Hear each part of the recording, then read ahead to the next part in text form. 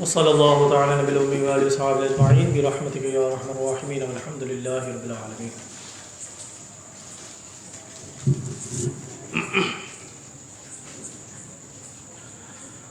الحمد للہ الحمد للہ رب العالمین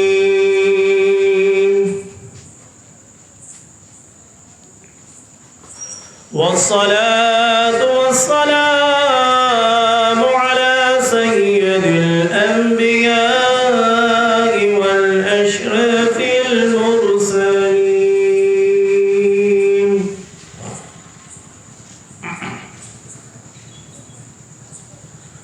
وعلى آله وأصحابه الأجمعين الأولين.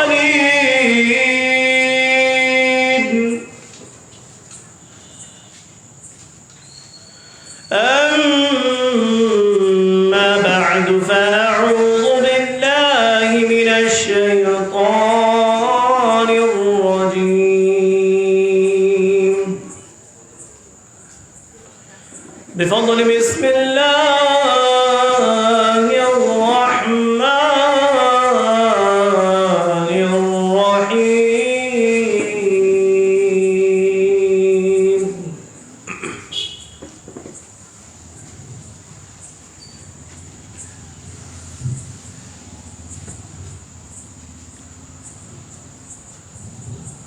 الله ولي الذين آمنوا يخرجوهم من الظلمات إلى النور.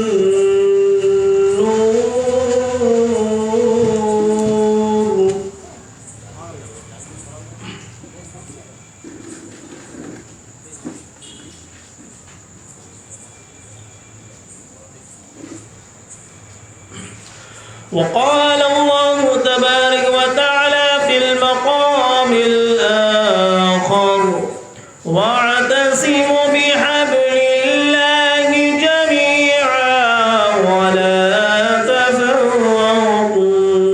صدق الله مولانا العظيم وصدق نبي الأمين المتين الكريم ونحن على ذلك لمن الشاهدين والشاكرين. والحمد لله والحمد لله والحمد لله رب العالمين. إن الله وملائكته يصلون على النبي يا أيها الذين آمنوا صلوا عليه وسلموا تسليما. اللهم صل على وسيدنا ونبينا وحبيبنا وشاهدنا ومبشرنا محمد رسول الله صلى الله تعالى عليه وسلم. الحمد للہ رب العالمین. معزز حاضرین و سامعین، عزت معاب میری پردہ نشین ماں اور بہنوں، نوجوان ساتھیوں، نوحال پیارے بچوں اور انتظامیہ کمیٹی کی نوجوانان، السلام علیکم ورحمۃ اللہ وبرکاتہ. تمام تعریفیں اس مالک حقیقی کے لیے ہیں جس نے اپنے بندوں کے لیے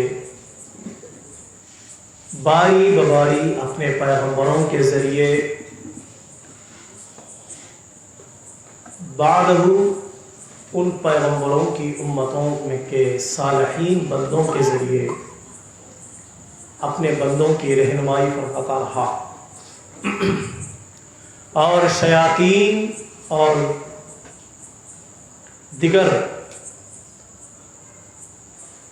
کفر و شرک کے حالات سے ان صالحین بندوں کے ذریعے ہماری حفاظت جان و مال و ایمان کی فرماتا رہا۔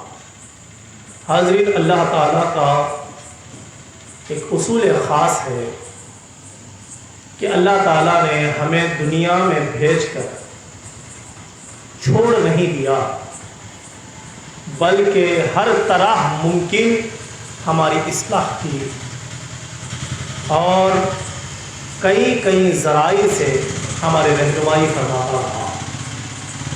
حضرت آدم علیہ السلام جب دنیا میں نہیں آئے تو حضرت آدم علیہ السلام جنت میں ان کا ٹھکانہ تھا، وہ جنت میں رہے اور جنت ہی میں وہ اللہ کی نعمتوں کا اور فضیلتوں کا بھرپور فیض حاصل کرتے رہے۔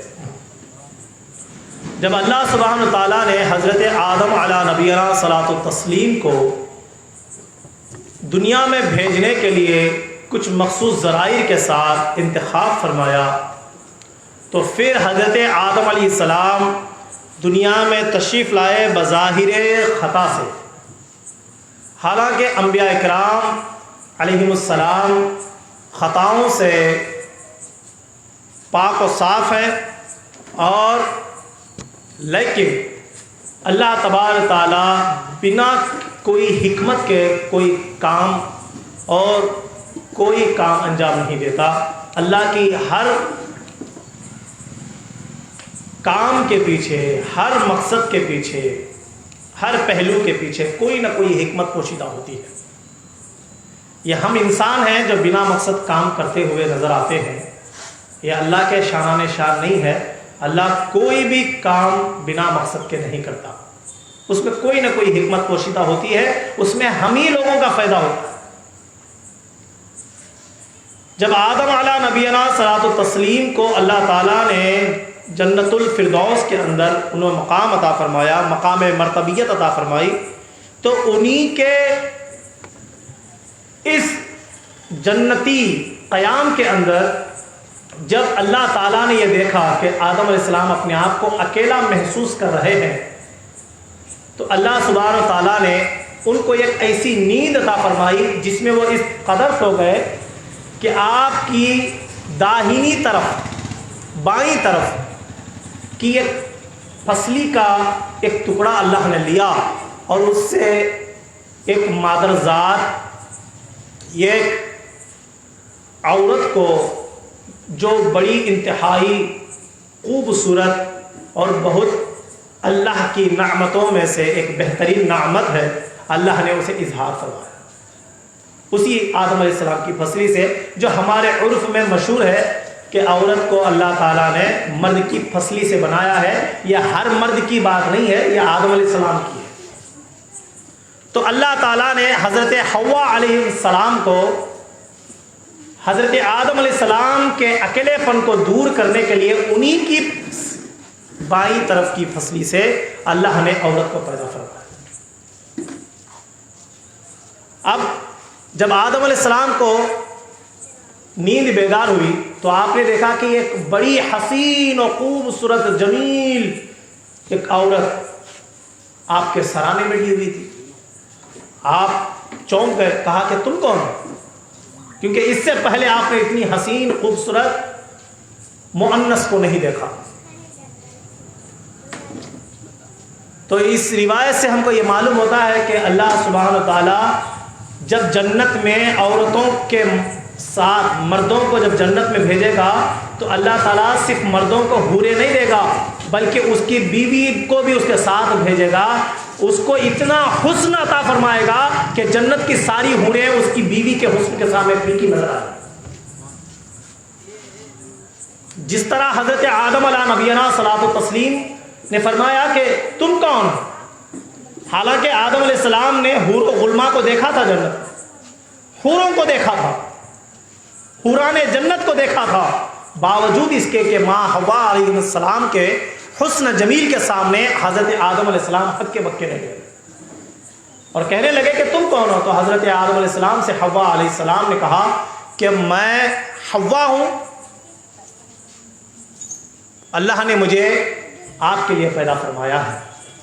تو جب حضرت آدم علیہ السلام نے یہ سوچا تو آگے بڑھنا چاہا، تو حاضرین اکرام، اللہ تعالیٰ نے کہا کہ اے آدم تو اس طرح ان کے قریب نہیں جا سکتے، اور آپ کو چاہیے کہ آپ نکاح فرمائیں۔ کیا فرمائیں؟ نکاح کریں۔ کیا فرمایا؟ نکاح۔ تو حضرت آدم علیہ السلام نے کہا کہ نکاح کریں گے، تو اے اللہ کس طرح؟ کہا مہر ادا کرنا پڑے گا۔ فرمایا مہر ادا کریں۔ تو آدم علیہ السلام نے کہا جی اللہ ہم مہر ادا کریں گے۔ تو اللہ نے کہا مہر اس طرح ادا کرو کہ میرے نبی کی تعریف کرو، درود شریف پڑھو۔ جب آدم علیہ السلام نے درود شریف پڑھا تو حضرت آدم علیہ السلام کا نکاح ماں حوا سے ہو گیا۔ یہ شروعاتی پہلو تھا۔ اب حضرت آدم علیہ السلام ماں حوا جنت میں مل کر رہے۔ اب جنت ہر غلاظت سے، ہر نجاست سے، ہر ناپاکی سے پاک جگہ ہے۔ وہاں تو بچوں کو پیدا ہونا دشوار ہے، وہاں بچے نہیں پیدا ہوتے، بچے ظہور میں نہیں آتے، کیونکہ ظاہر سی بات ہے جب بچے پیدا ہوتے ہیں تو ان کے ساتھ ساتھ چند غلاظت بھی وہ دنیا میں اپنے ساتھ لاتے ہیں۔ تو جنت تو ان تمام چیزوں سے پاک ہے۔ تو اللہ تعالیٰ نے اپنی حکمت کو پوشیدہ رکھتے ہوئے حضرت آدم علیہ السلام اور ماں حوا سے کچھ ایسے کام لیے جن کی وجہ سے اللہ بطور ظاہر ان سے ناراض اور خفا کا اظہار فرماتا ہوا حضرت آدم علیہ السلام کو جنت سے دنیا میں منتقل کیا۔ یہ حکمت خدا بندی تھی، کیونکہ جنت میں تو انسان پیدا نہیں ہو سکتے، جنت کوئی ہاسپٹل کی جگہ نہیں ہے، جنت نجاست اور ناپاکی کی جگہ نہیں ہے۔ تو اللہ تعالیٰ نے یہ حکمت پوشیدہ رکھی، کیونکہ دنیا میں ہم کو دنیا میں لانا تھا، ہم اور آپ کو دنیا میں آنا تھا، اور دنیا کا توازن، دنیا کا نظام برقرار تھا۔ تو آدم علیہ السلام دنیا میں تشریف لائے تو کئی سال آپ حضرت آدم علیہ السلام دنیا میں بھیجے۔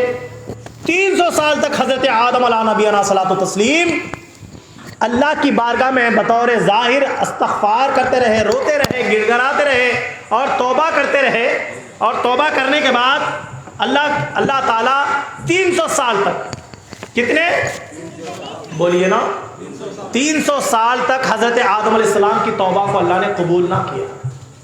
بطور ظاہر اللہ تعالیٰ یہ بتا رہا تھا حضرت آدم علیہ السلام کو کہ اے آدم میں تم سے ناراض ہوں۔ حالانکہ آدم علیہ السلام کا یہ دنیا میں آنا حکمت خداوندی کے تحت تھا۔ حکمت خداوندی کیا تھا؟ حکمت خداوندی کے تحت جب آدم علیہ نبینا صلاۃ و تسلیم دنیا میں تشریف لائے، ماں حوا بھی ان کے ساتھ آئی۔ اب اس میں دونوں کے حساب سے اللہ تعالیٰ نے کسی کو بھی، اب دیکھیں جب آدم علیہ السلام جنت میں تھے، ماں حوا بھی جنت میں تھی، تو ان کو چاہیے یہ تھا کہ دونوں کو ساتھ میں دنیا میں بھیجتا، لیکن جب آدم ماں حوا کو جدہ میں بھیجا،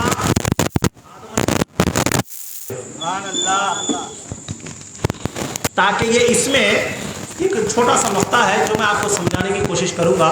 اللہ سے دعا ہے اللہ پاک ہمارے ذہن کو سمجھنے کی توفیق عطا فرمائے اور ہمارے ایمانوں کو مضبوطی عطا فرمائے۔ حضرت آدم علیہ السلام جب دنیا میں تشریف لائے تو ماں حوا تھی جدہ میں، اللہ نے وہاں ان کو اتارا، اور حضرت آدم علیہ السلام اترے ہندوستان میں۔ اب بیوی کا غم اور جنت سے نکل گئے، دوسرا غم، تیسرا غم اللہ تعالیٰ ہم سے ناراض ہے۔ تو مارے شرمندگی کے حضرت آدم علیہ السلام نے 300 سال تک آسمان کی طرف نظر اٹھا کر نہیں دیکھا،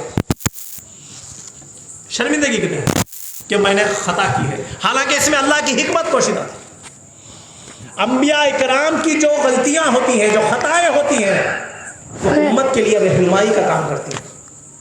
اللہ نے انبیاء کو معصوم فرمایا۔ تو جب آدم علیہ السلام دنیا میں تشریف لائے، اب اس میں ایک چھوٹی بات، میں یہیں سے اسی بات کو یہیں پر روک کر میں آگے والی بات کو پھر تھوڑا سا خلاصہ کرنا چاہوں گا۔ آدم علیہ السلام اور ماں حوا علیہ السلام کا نکاح جب ہوا تو اس کا جو مہر تھا درود مصطفیٰ تھا۔ سب سے پہلے کسی بشر نے نبی کی تعریف کی ہے اور درود مصطفیٰ پڑھا ہے، وہ آدم علیہ السلام نے پڑھا ہے۔ حالانکہ اس سے پہلے اللہ تبارک تعالیٰ بھی اور تمام فرشتے بھی اللہ کے رسول صلی اللہ علیہ وسلم کی شان بیان فرماتے تھے، لیکن اللہ سب سے پہلے جو بشر اللہ کے نبی صلی اللہ تعالی وسلم کی فرماتے وہ درود حضرت آدم علیہ السلام۔ اب درود مصطفیٰ میں آدم علیہ السلام نے کیا فرمایا، اس میں الگ الگ موضوعات ہیں، لیکن ایک چھوٹی سی بات کہوں، جب ہم درود پڑھتے ہیں تو درود کے ساتھ ساتھ نبی کی اولاد کا بھی ذکر کرتے ہیں۔ آپ نے کہیں دیکھا ہے نبی اکرم صلی اللہ علیہ وسلم کو سب سے پسندیدہ جو درود ہے درود ابراہیمی ہے، جو ہم اور آپ نماز میں پڑھتے ہیں۔ اللہم صلی علی سیدنا محمد وعلی آل سیدنا محمد کما صلیت سیدنا ابراہیم وعلی آل سیدنا ابراہیم۔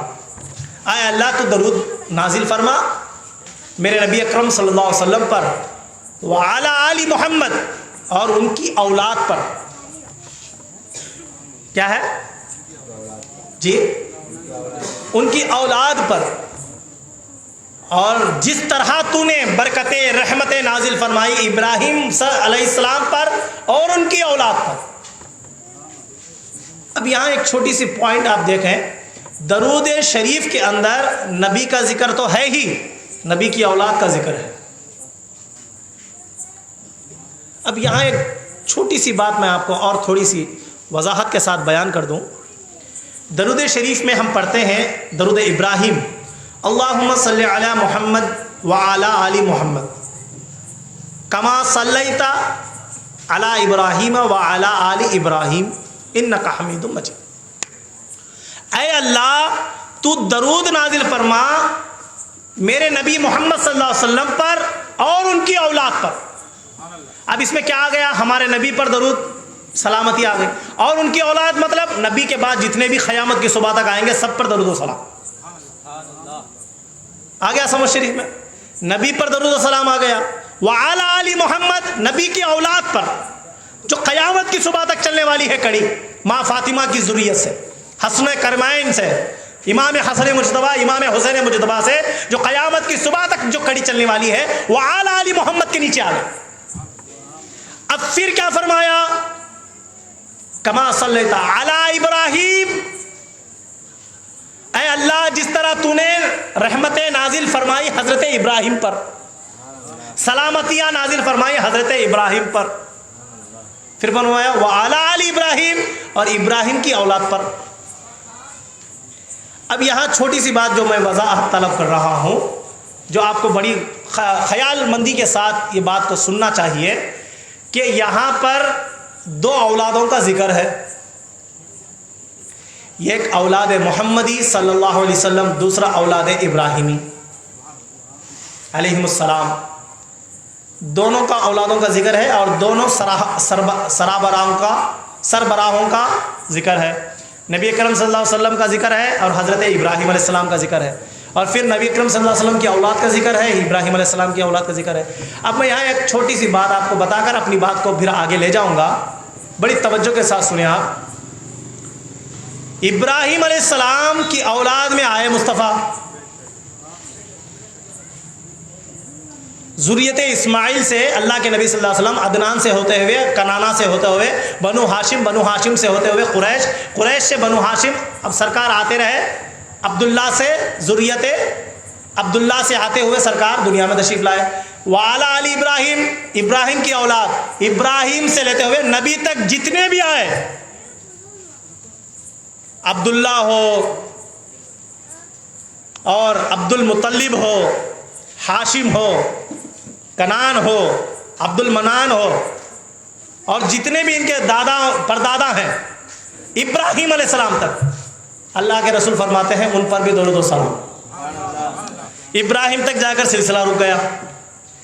اب یہاں پر سرکار صلی اللہ علیہ وسلم نے ایک واضح طلب بات جو اللہ تعالیٰ نے ابراہیم علیہ السلام کو بیان کی ہے، حضرت آدم علیہ السلام کو، کہ تم کو میرے نبی کا درود پڑھنا ہے۔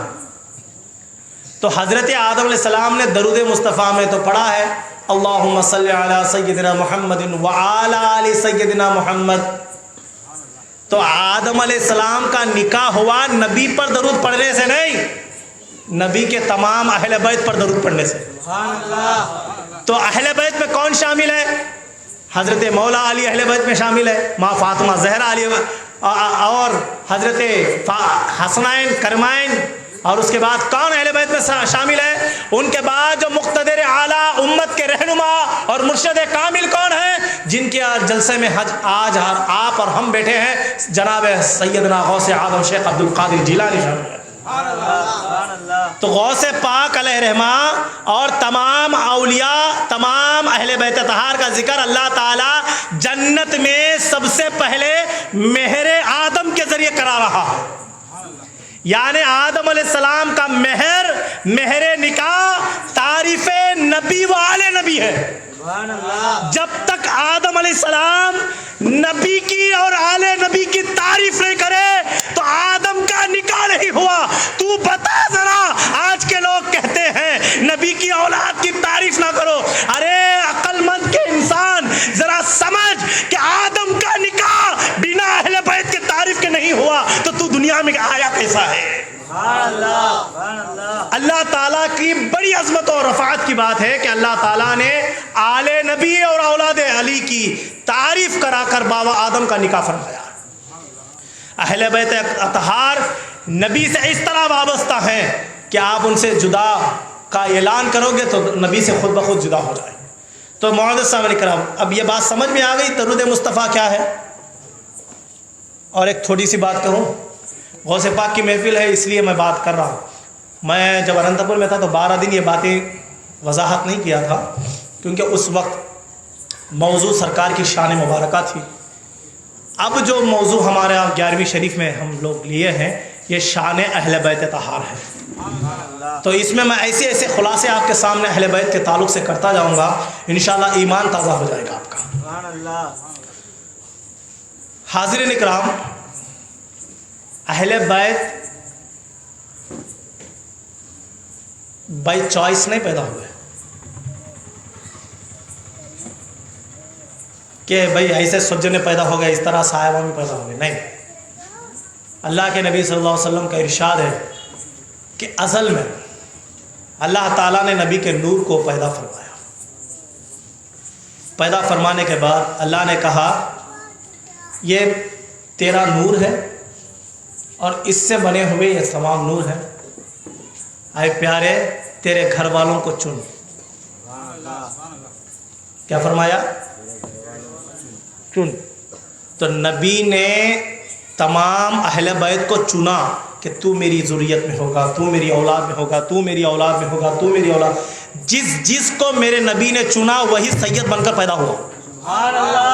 یہ حتی الامکان کہ قیامت کی صبح تک جتنے سید زادے یہ دنیا میں پیدا ہوں گے یا پیدا ہوئے ہیں یا پیدا ہو چکے ہیں، جو پہلے پیدا ہوئے، جو اب پیدا ہو رہے ہیں، جو قیامت کی صبح تک پیدا ہوں گے، یہ تمام کے تمام کو میرے نبی نے ازل میں اللہ کی موجودگی میں چنا کہ اے اللہ ان کو میری ذریت میں پیدا فرما۔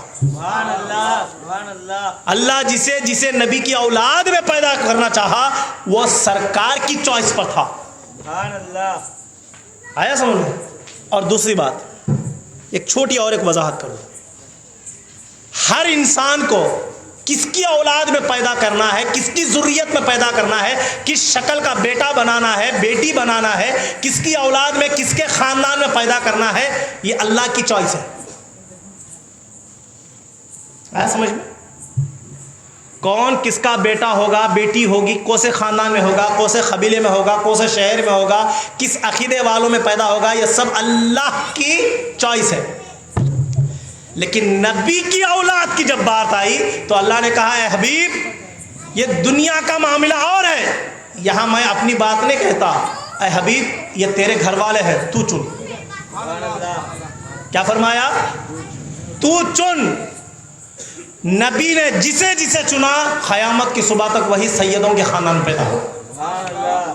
سیدوں کا خاندان کو صرف اسی طرح یہ بولتے رہے کہ صاحب اتنے بڑے ہیں، صاحبہ کے خاندان والے بڑے ہیں، سید زادے ہیں، یہ معاملہ اس طرح کا نہیں ہے۔ یہ اللہ تعالیٰ نے ازلی فیصلہ فرمایا ہے کہ سیدوں کے اوپر کس طرح کا فضل نبی اکرم صلی اللہ علیہ وسلم کا تھا۔ اب یہاں آپ کو سمجھ میں آ گیا کہ سیدوں کو اللہ کے نبی صلی اللہ علیہ وسلم نے بولیے نا چنا ہے۔ اب جب چنا اب یہاں ایک چھوٹی سی بات میں پچھلے سال بتا چکا تھا، پھر بھی اصول برکت کے ایک چھوٹی سی بات بتا کر اپنی بات کو آگے بڑھ جاؤں گا، کیونکہ میرا آج کا موضوع الگ ہے، تخلیق کائنات کے تعلق سے، اور اللہ تعالیٰ کیوں یہ پیغمبروں کو، اولیاء اللہ کو امت کے لیے بھیجتے ہیں۔ نبی اکرم صلی اللہ علیہ وسلم کو ان کے نور کو پیدا فرمایا، نور محمدی کو۔ کس کو؟ جی پورا اٹینشن سے سنیں، آپ کو بور مار رہا ہے تو بے فکر، مجھے آدھے گھنٹے میں 40 منٹ میں بیان ختم کرنے میں کوئی حرج نہیں ہے۔ آپ لوگ سنتے جائیں گے تو میں بولتا جاؤں گا، آپ کا انٹرسٹ بڑھتا جائے گا تو میری بات نکلتی جائے گی۔ بڑی توجہ کے ساتھ سننا۔ تمام ذکر تو کتابوں میں ہے، تو کتابیں پڑھنے سے تو ذکر کمپلیٹ ہو جائے گا، لیکن ہر کوئی کتاب پڑھنے کا اہل نہیں ہوتا، کتاب سمجھنے والے کو اہل کہتے ہیں۔ کتاب پڑھنا کیا اردو آنے والا ہر کوئی کتاب پڑھ سکتا ہے، لیکن کتاب کو سمجھنا ہر کسی کی بس کی بات نہیں ہے۔ تو حاضرین اکرام، حضرت آدم علیہ السلام، حضور نبی اکرم صلی اللہ علیہ وسلم نور محمدی کو جب اللہ نے پیدا فرمایا تو اللہ نے کہا، بارہا تذکرہ نبوی میں میلاد النبی میں اس کا موضوع چھیڑ چکا تھا، ہمارے آستانے میں اس کی وضاحت کی تھی میں نے پچھلے بار 12ویں شریف کے جب مجھے بیان کا موقع ملا آستانے میں، تو میں نے اس کی وضاحت کی تھی۔ میں صرف اسی موضوع سے کوئی ہٹ کر بات نہیں کروں گا، اسی موضوع سے مقصد بتا رہا ہوں، صرف اصول کے بعد۔ اللہ تعالیٰ نے حضرت نبی اکرم صلی اللہ علیہ وسلم کے نور کو پیدا فرمایا تو اللہ نے کہا، تو کون ہے اور مجھے بتا کہ میں کون ہوں۔ تو نبی اکرم صلی اللہ علیہ وسلم نے کہا، اے اللہ، میں بندہ ہوں جس پر تیری اطاعت فرض ہے، اور تو وہاب ہے جو ہر وقت ہم پر فضل کرنے والا ہے۔ تو پھر میرے آقا نے کہا، اے اللہ، میں تجھے کس نام سے پکاروں؟ تو اللہ سبحانہ و تعالیٰ نے میرے آقا نامدار سرور عالم کو تمام علوم سکھا دیے۔ وَعَلَّمَكَ مَا لَمْ تَكُنْ تَعْلَمُ، ہم نے وہ تم کو سکھا دیا جو تم نہیں جانتے۔ جی اب اس میں ایک چھوٹا سا نقطہ میں بات کروں، کیونکہ مجھے یہ اعتراضات کو بھی دماغ میں رکھ کے بات کرنا رہتا ہے، تو اس لیے میں بڑی اصول سے بات کرتا ہوں، ایسے ہوا میں فائرنگ نہیں کرتا۔ اعتراضات کو بھی خیال میں رکھنا پڑتا ہے، ماحول کو بھی خیال میں رکھنا پڑتا ہے۔ میں آپ سے جب بیان کرتا ہوں تو صرف آپ میرے سامنے نہیں رہتے، بلکہ جو لوگ مجھے سن رہے ہیں انٹرنیٹ کے ذریعے، اور جہاں تک میری بات پھیلنے والی ہے ان سب کو بھی میں مد نظر رکھ کر بات کرنا پڑتا ہے۔ حضرت نبی کرم صلی اللہ علیہ وسلم کو اللہ نے سکھا دیا وہ علوم، وَعَلَّمَكَ مَا لَمْ تَكُنْ تَعْلَمُ۔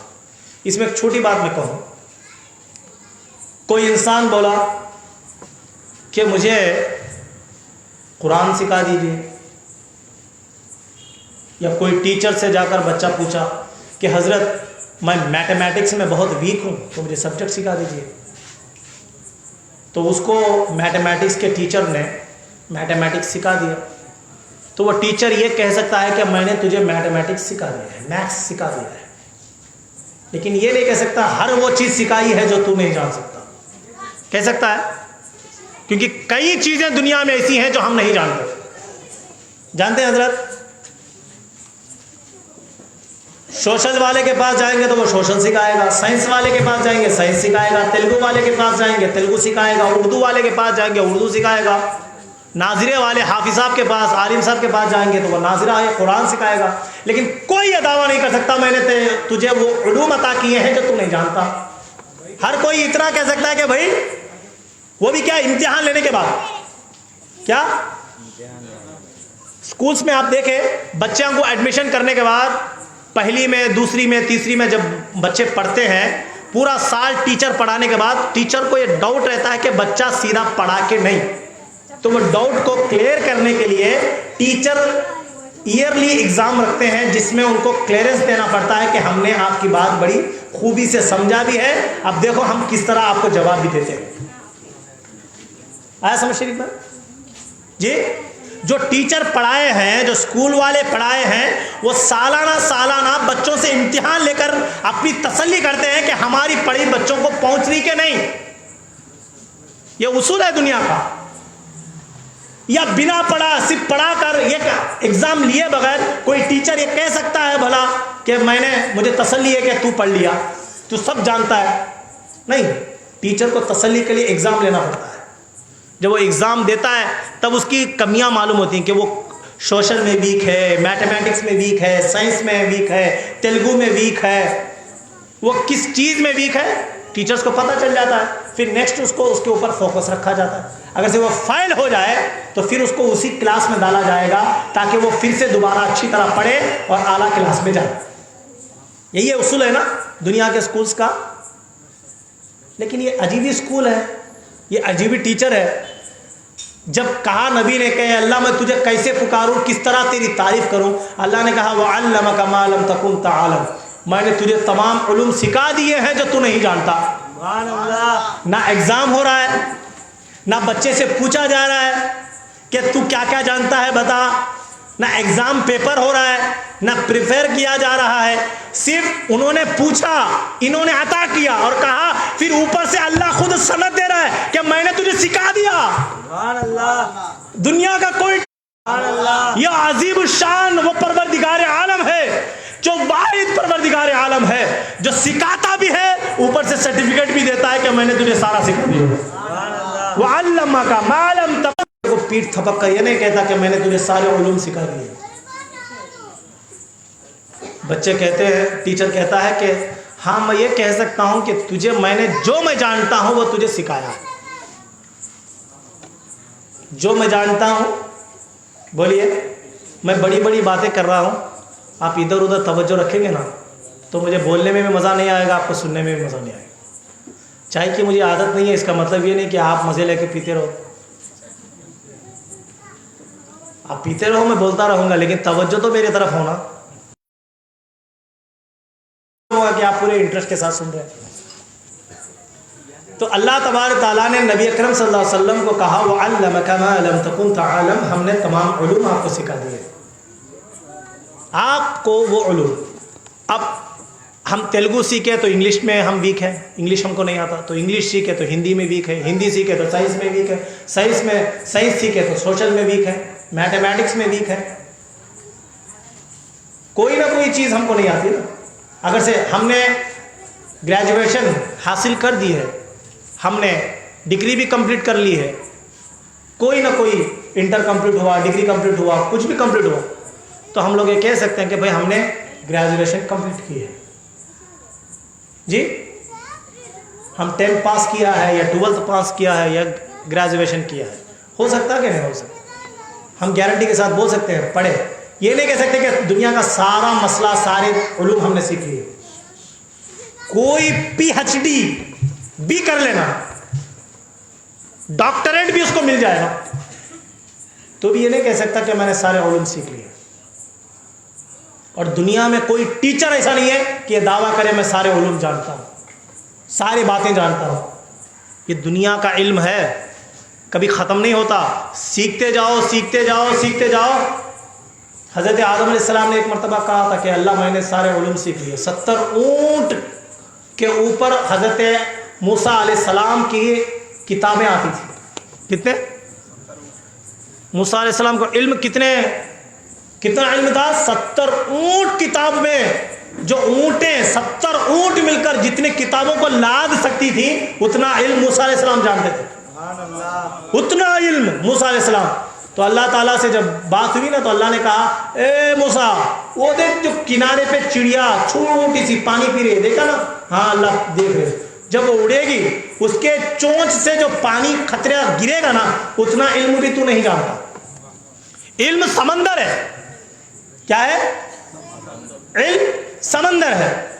اب کوئی تو ہے انسان دنیا میں ایسا دعویٰ کرنے والا کہ سارا علم میں جانتا ہوں، لیکن اللہ تعالیٰ نے کہا ہاں دنیا کے انسان میں وہ طاقت نہیں کہ سارا علم جان سکے.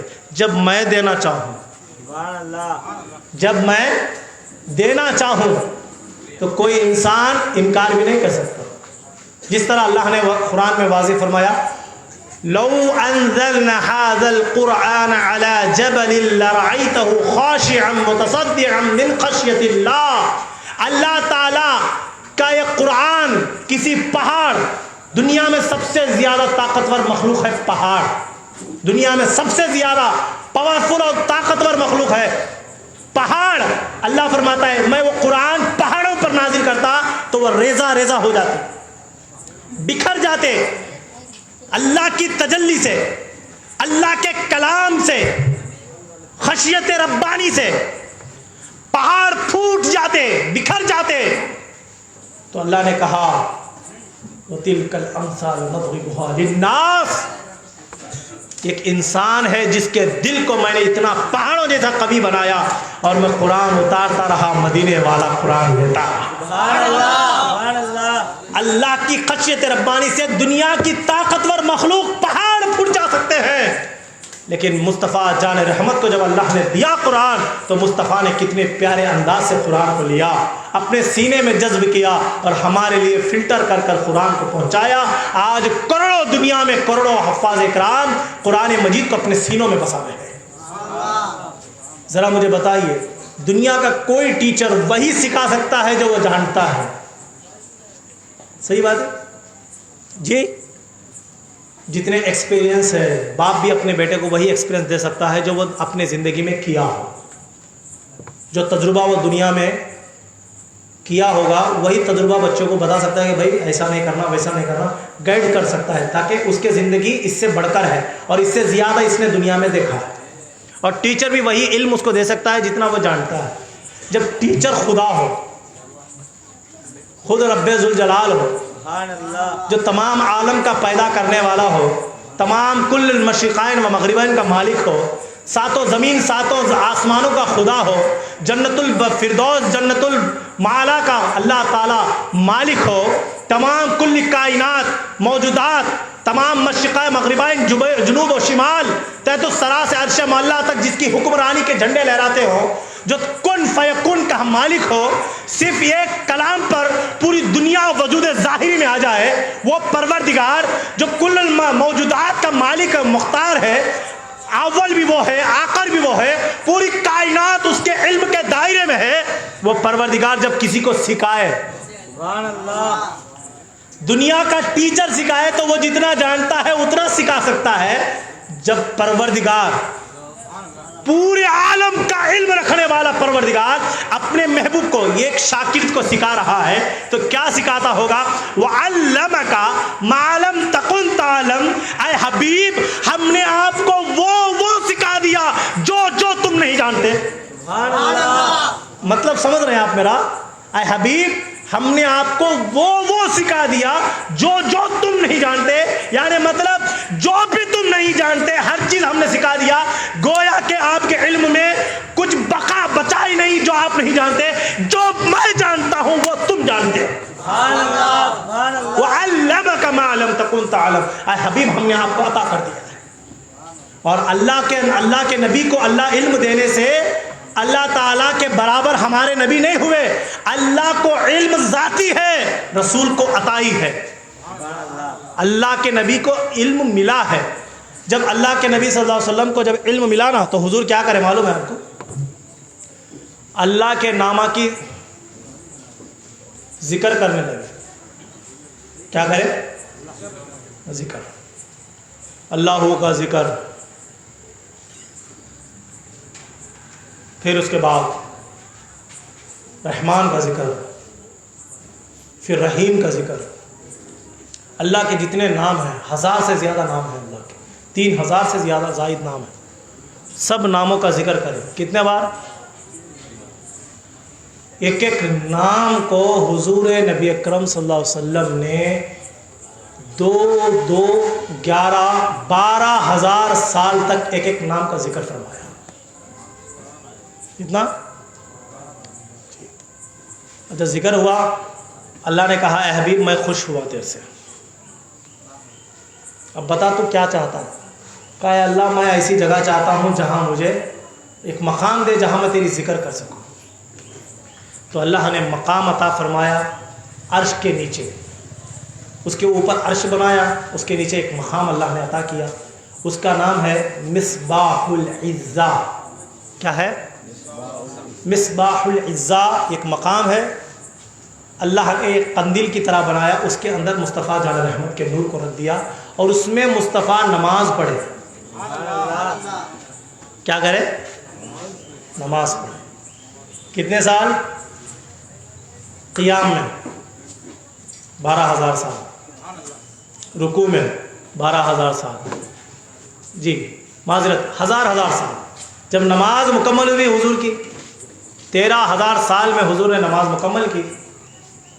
نماز ہونے کے بعد اللہ نے کہا میں تجھ سے خوش ہوا، کیا چاہتا ہے؟ تو حضور صلی اللہ علیہ وسلم نے کہا اے پروردگار، تیرے دیے ہوئے علم سے میں یہ جانتا ہوں کہ تو مجھے امت دے گا اور امت گنہگار بھی ہوگی، تو اے اللہ میں اس نماز کے بدلے میری امت کی مغفرت چاہتا ہوں۔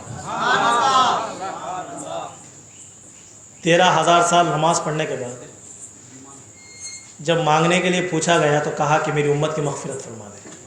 کتنے خوش نصیباں ہیں ہم لوگ، کوئی ہے ایسا جو ہماری فکر کرنے والا؟ تو معزز سامعین کرام، اب اللہ تعالیٰ نے نبی کے نور کے پسینے سے انبیاء اکرام کو پیدا فرمایا۔ اب اس کی دیگر تفسیرات ہیں، میں انشاءاللہ اس میں نہیں جاتا کیونکہ وقت کی قلت ہے، مجھے وقت کو بھی سمیٹنا ہے۔ اور میری پہلی تقریر ہے، کل بابا صاحب کی آپ نے سنا ہوگا، میرا ارادہ تھا کہ پہلی تقریر بابا صاحب کرے، اور حالت بھی ایسی پیش آ گئی تھی کہ کوئی دوسرا چارہ نہیں تھا، ورنہ تو انتظامیہ تو کبھی ایک بار بڑے صاحب کا تقریر رکھنے کا ارادہ رکھتے تھے، تو ان کا ارادہ پورا ہوا۔ اب آدم تمام انبیاء کے ارواح کو بنایا گیا اور نبی کی اولاد کی ارواح کو پیدا فرمایا۔ اب پوری دنیا کے ارواح بن گئے، صفیں بن گئیں۔ میں اصول برکت کے لیے بات کہہ رہا ہوں، اب مجھے آگے بہت بات کرنی تھی، میں اس کو مختصر کر رہا ہوں، جس میں بات آ گئی تو خلاصہ کرتا چلے گیا۔ یہ ایک صف تھی اولیاء اور صالحین کی، اس میں تھے ہمارے آپ کے پیر۔ اب یہ روایت پر بہت سے لوگ بیانات بھی کرتے ہیں، تو میں اس کے خلاصہ بھی آپ کو ایک بات کہوں گا۔ انبیاء کی صف میں بار بار جاتے تھے آپ کے پیر، تو فرشتے لا کر پھر کہتے تھے کہ عبد القادر یہیں پہ رکو، پھر جاتے رہے، پھر بلاتے رہے، پھر جاتے رہے، پھر بلاتے رہے۔ تو جب معاملہ چلا تو اللہ نے کہا اے عبد القادر کیا معاملہ ہے؟ کہا اللہ میں سامنے صف میں آنا چاہتا ہوں۔ کہا عبد القادر تم تسلی سے ہو، کیونکہ جس طرح تمہارے بابا یعنی آپ کے نبی، آپ کے نانا جان انبیاءوں میں ممتاز ہیں، اور ان کو جس طرح امام ہم نے انبیاء کا بنایا ہے، تم کو تمام صالحین کا امام بنائیں گے، یعنی آپ نائب مصطفیٰ ہوں گے۔ نبی کے بعد جو دنیا میں سب سے زیادہ جس کا چرچا پھیلے گا اور سب سے زیادہ جو دین کی خدمات اور امت کی اصلاح کا کام کریں گے، وہ آپ ہوں گے عبد القادر۔ وہ بات سنی تو آپ اولیاء کی صف میں رک گئے۔ اب یہ سلسلہ ہوا ازل میں، اب اس کے بعد کا معاملہ سارا میں بتا دیا۔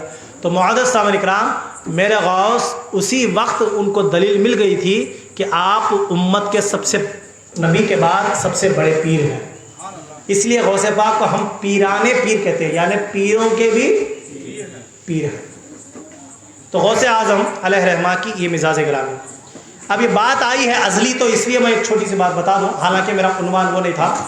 اب اللہ تعالیٰ نے آدم علیہ السلام کو اور ماں حوا علیہ السلام کو دونوں کو دنیا میں بھیجا، ان کو جدہ میں، ان کو انڈیا آئے تھے دونوں رات میں۔ اب ان کو ہوا خوف، کیونکہ جنت میں تو صرف نور ہی نور تھا، اندھیرے کا کوئی نام و نشان نہیں تھا۔ آئے رات میں، یہاں سورج ڈوب چکا تھا انڈیا میں، اور حضرت آدم علیہ السلام دنیا میں آئے تو ان کو جب خوف ہوا تو وہ دعا فرمائے اللہ سے کہ اللہ یہ کس چیز کا اندھیرا ہے۔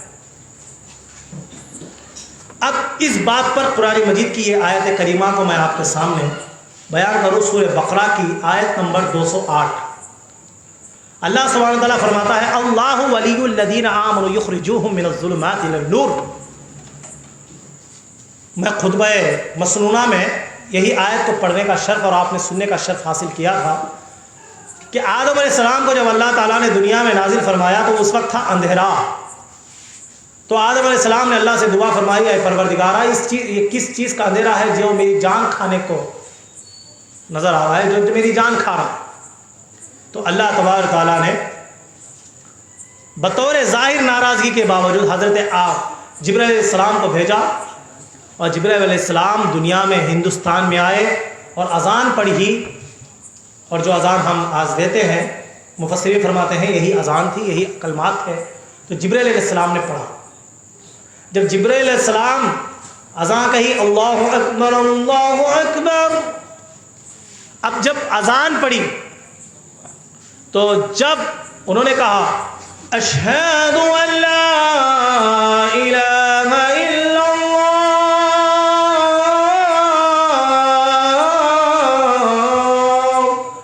اب اس کے بعد پھر حضرت جبرائیل علیہ السلام نے آپ کے اور ہمارے آقا جناب محمد مصطفیٰ اور گنبد خضرا والے آقا، ہری ہرے گنبد والے آقا، سنہری جالی والے آقا، جن کے نام میں اتنی مٹاسیں لیتے رہو تو یار مزہ ہی آ جائے. اتنے میٹھے میٹھے نام والے ہیں. اس لیے کسی شاعر نے کہا میٹھا میٹھا ہے میرے محمد کا نام ہے. یار جو مٹھاس میں جب پڑتا ہے نا نام تو چہرے میں نا منہ میں ایک لذت آ جاتی ہے. دنیا کے سارے نام ایک طرف، میرے نبی کا نام ایک طرف. بڑا پیارا نام ہے. تو کہا جبرائیل علیہ السلام نے اشہد ان محمد رسول اللہ، تو سورج اٹھ کر سلام کرنے لگا، اندھیرا چھٹنے لگا اور سورج کی کرنیں نکلنے لگی. پھر جبرائیل علیہ السلام نے کہا اشہد ان محمد رسول اللہ، تو سورج نکل گیا. تو معزز سامعین کرام، اندھیرا نکل گیا تو حضرت آدم علیہ السلام نے اللہ کی بارگاہ میں شکرانہ ادا کیے، جو آج ہم فجر کی نماز پڑھتے ہیں. آیا سمجھ میں؟ جب اجالا چھایا نا تو اللہ کی اس قرآن مجید کی آیت 208 جو سورہ بقرہ کی فرماتی ہے اللہ ولی الذین آمنوا، اللہ ولی ہے ان کا، ان کو ظلمت کے اندھیروں سے نکالتا ہے اور نور اور ہدایت کے اجالوں سے انہیں اللہ تعالیٰ منور و مجلہ فرماتا ہے. حضرت آدم علیہ السلام کی مدد فرمائی اللہ بطور ظاہری طور پر، حالانکہ اللہ کی حکمت پوشیدہ تھی اس میں، لیکن ظاہری طور پر اللہ آدم علیہ السلام سے ناراض تھا. باوجود اس کے جبرائیل کو بھیج کر کہا ہے جبرائیل جا، میرا محبوب ناراض ہے. اے اللہ میرا اے جبرائیل جا، میرا آدم خوف زدہ ہو رہا ہے، خوف زدہ ہو رہا ہے. اے جبرائیل جاؤ، جا کر اذان پڑھو. اللہ چاہتا تو سورج کو بھی کہہ سکتا تھا اے سورج جا، میرا آدم گھبرا رہا ہے، اس کو اندھیرے کی عادت نہیں ہے، جب سے آنکھ کھلی ہے اجالا ہی دیکھا ہے، اندھیرے کی عادت نہیں ہے. اے سورج طلوع ہو، اللہ حکم فرما دیتا تو سورج نکل جاتا.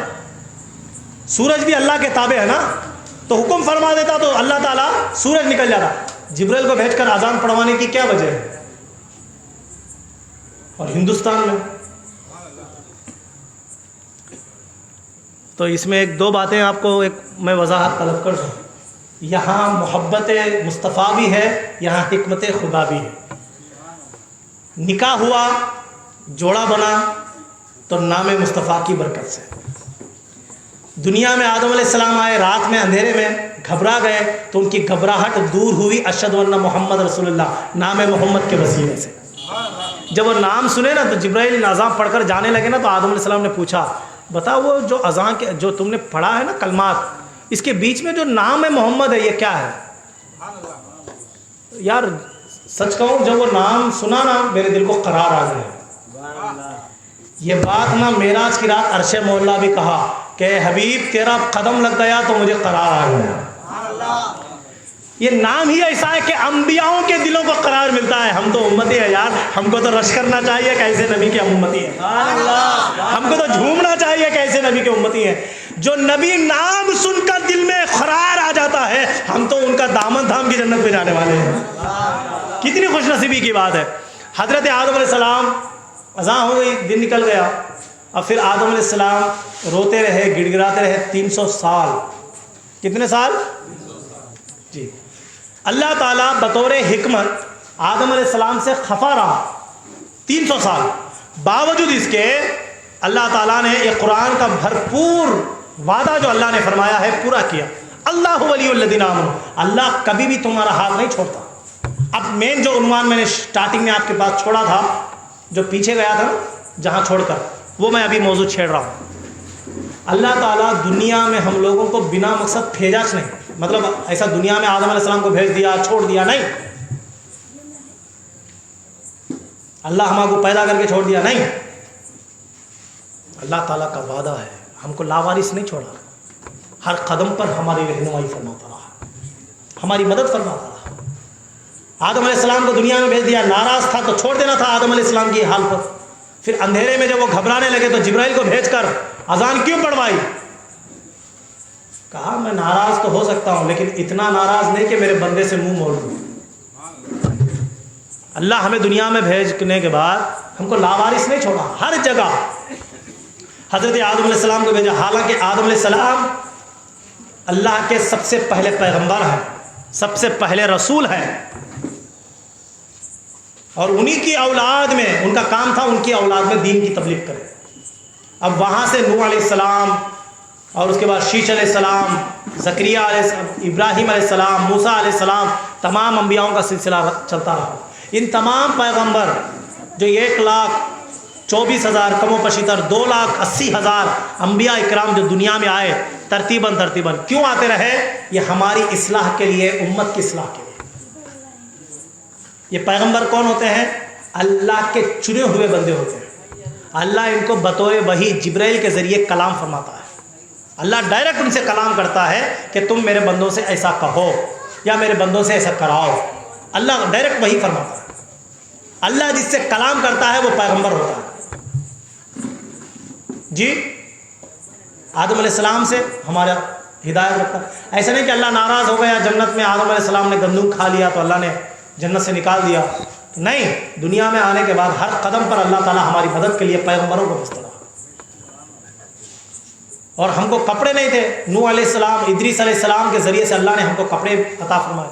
وہ سب سے پہلے درجی تھے ادریس علیہ السلام، اور سب سے پہلے ٹیچر بھی تھے جن کی وجہ سے ہم کو علم معلوم ہوا. نوح علیہ السلام سے پانی میں تیرنے کے لیے کشتی نصیب ہوئی. ہر انبیاء کے ذریعے اللہ تعالیٰ کچھ نہ کچھ حکمت دیتا رہا ہمیں دنیا میں.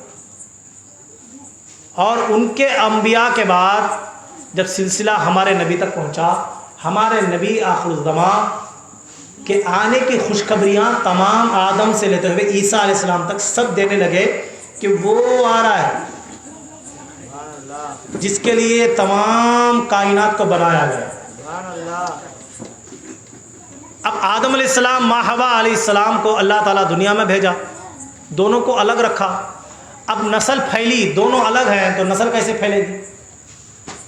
تو ایک دن ہوا 300 سال کے بعد حضرت آدم علیہ السلام رو رو کر جب ان کی آنکھ لگی نا تو آپ دیکھتے ہیں کہ عرش مولا ہے اور اس پر نام لکھا ہوا تھا محمد حبیب اللہ. کیا لکھا تھا؟ محمد حبیب اللہ. تو آپ اڑ گئے. آپ کے علم میں تو تھا، اللہ نے ان کو سکھایا تھا، لیکن چند وقت کے لیے اللہ نے انہیں بھلا دیا. حکمت پوشیدہ تھی. 300 سال آدم علیہ السلام نے توبہ کی، اللہ نے کامیابی عطا کی. 300 سال آدم علیہ السلام جنگلوں بیابانوں میں رہے، پتے پالے کھاتے رہے، ماں ہوا جدہ میں رہے. پھر آدم علیہ السلام جب خواب میں دیکھا کہ نبی قرآن میں اللہ تعالیٰ سورہ بقرہ کے اندر فرماتا ہے کہ ہم نے سکھا دیے اپنے بندے کو چند کلمے جس کی وجہ سے ان کی توبہ قبول ہو. وہ کلمے کیا تھے کہ اے اللہ مجھے محمد حبیب جو تیرا پیارا محبوب ہے اس کے وسیلے سے میری توبہ قبول فرما.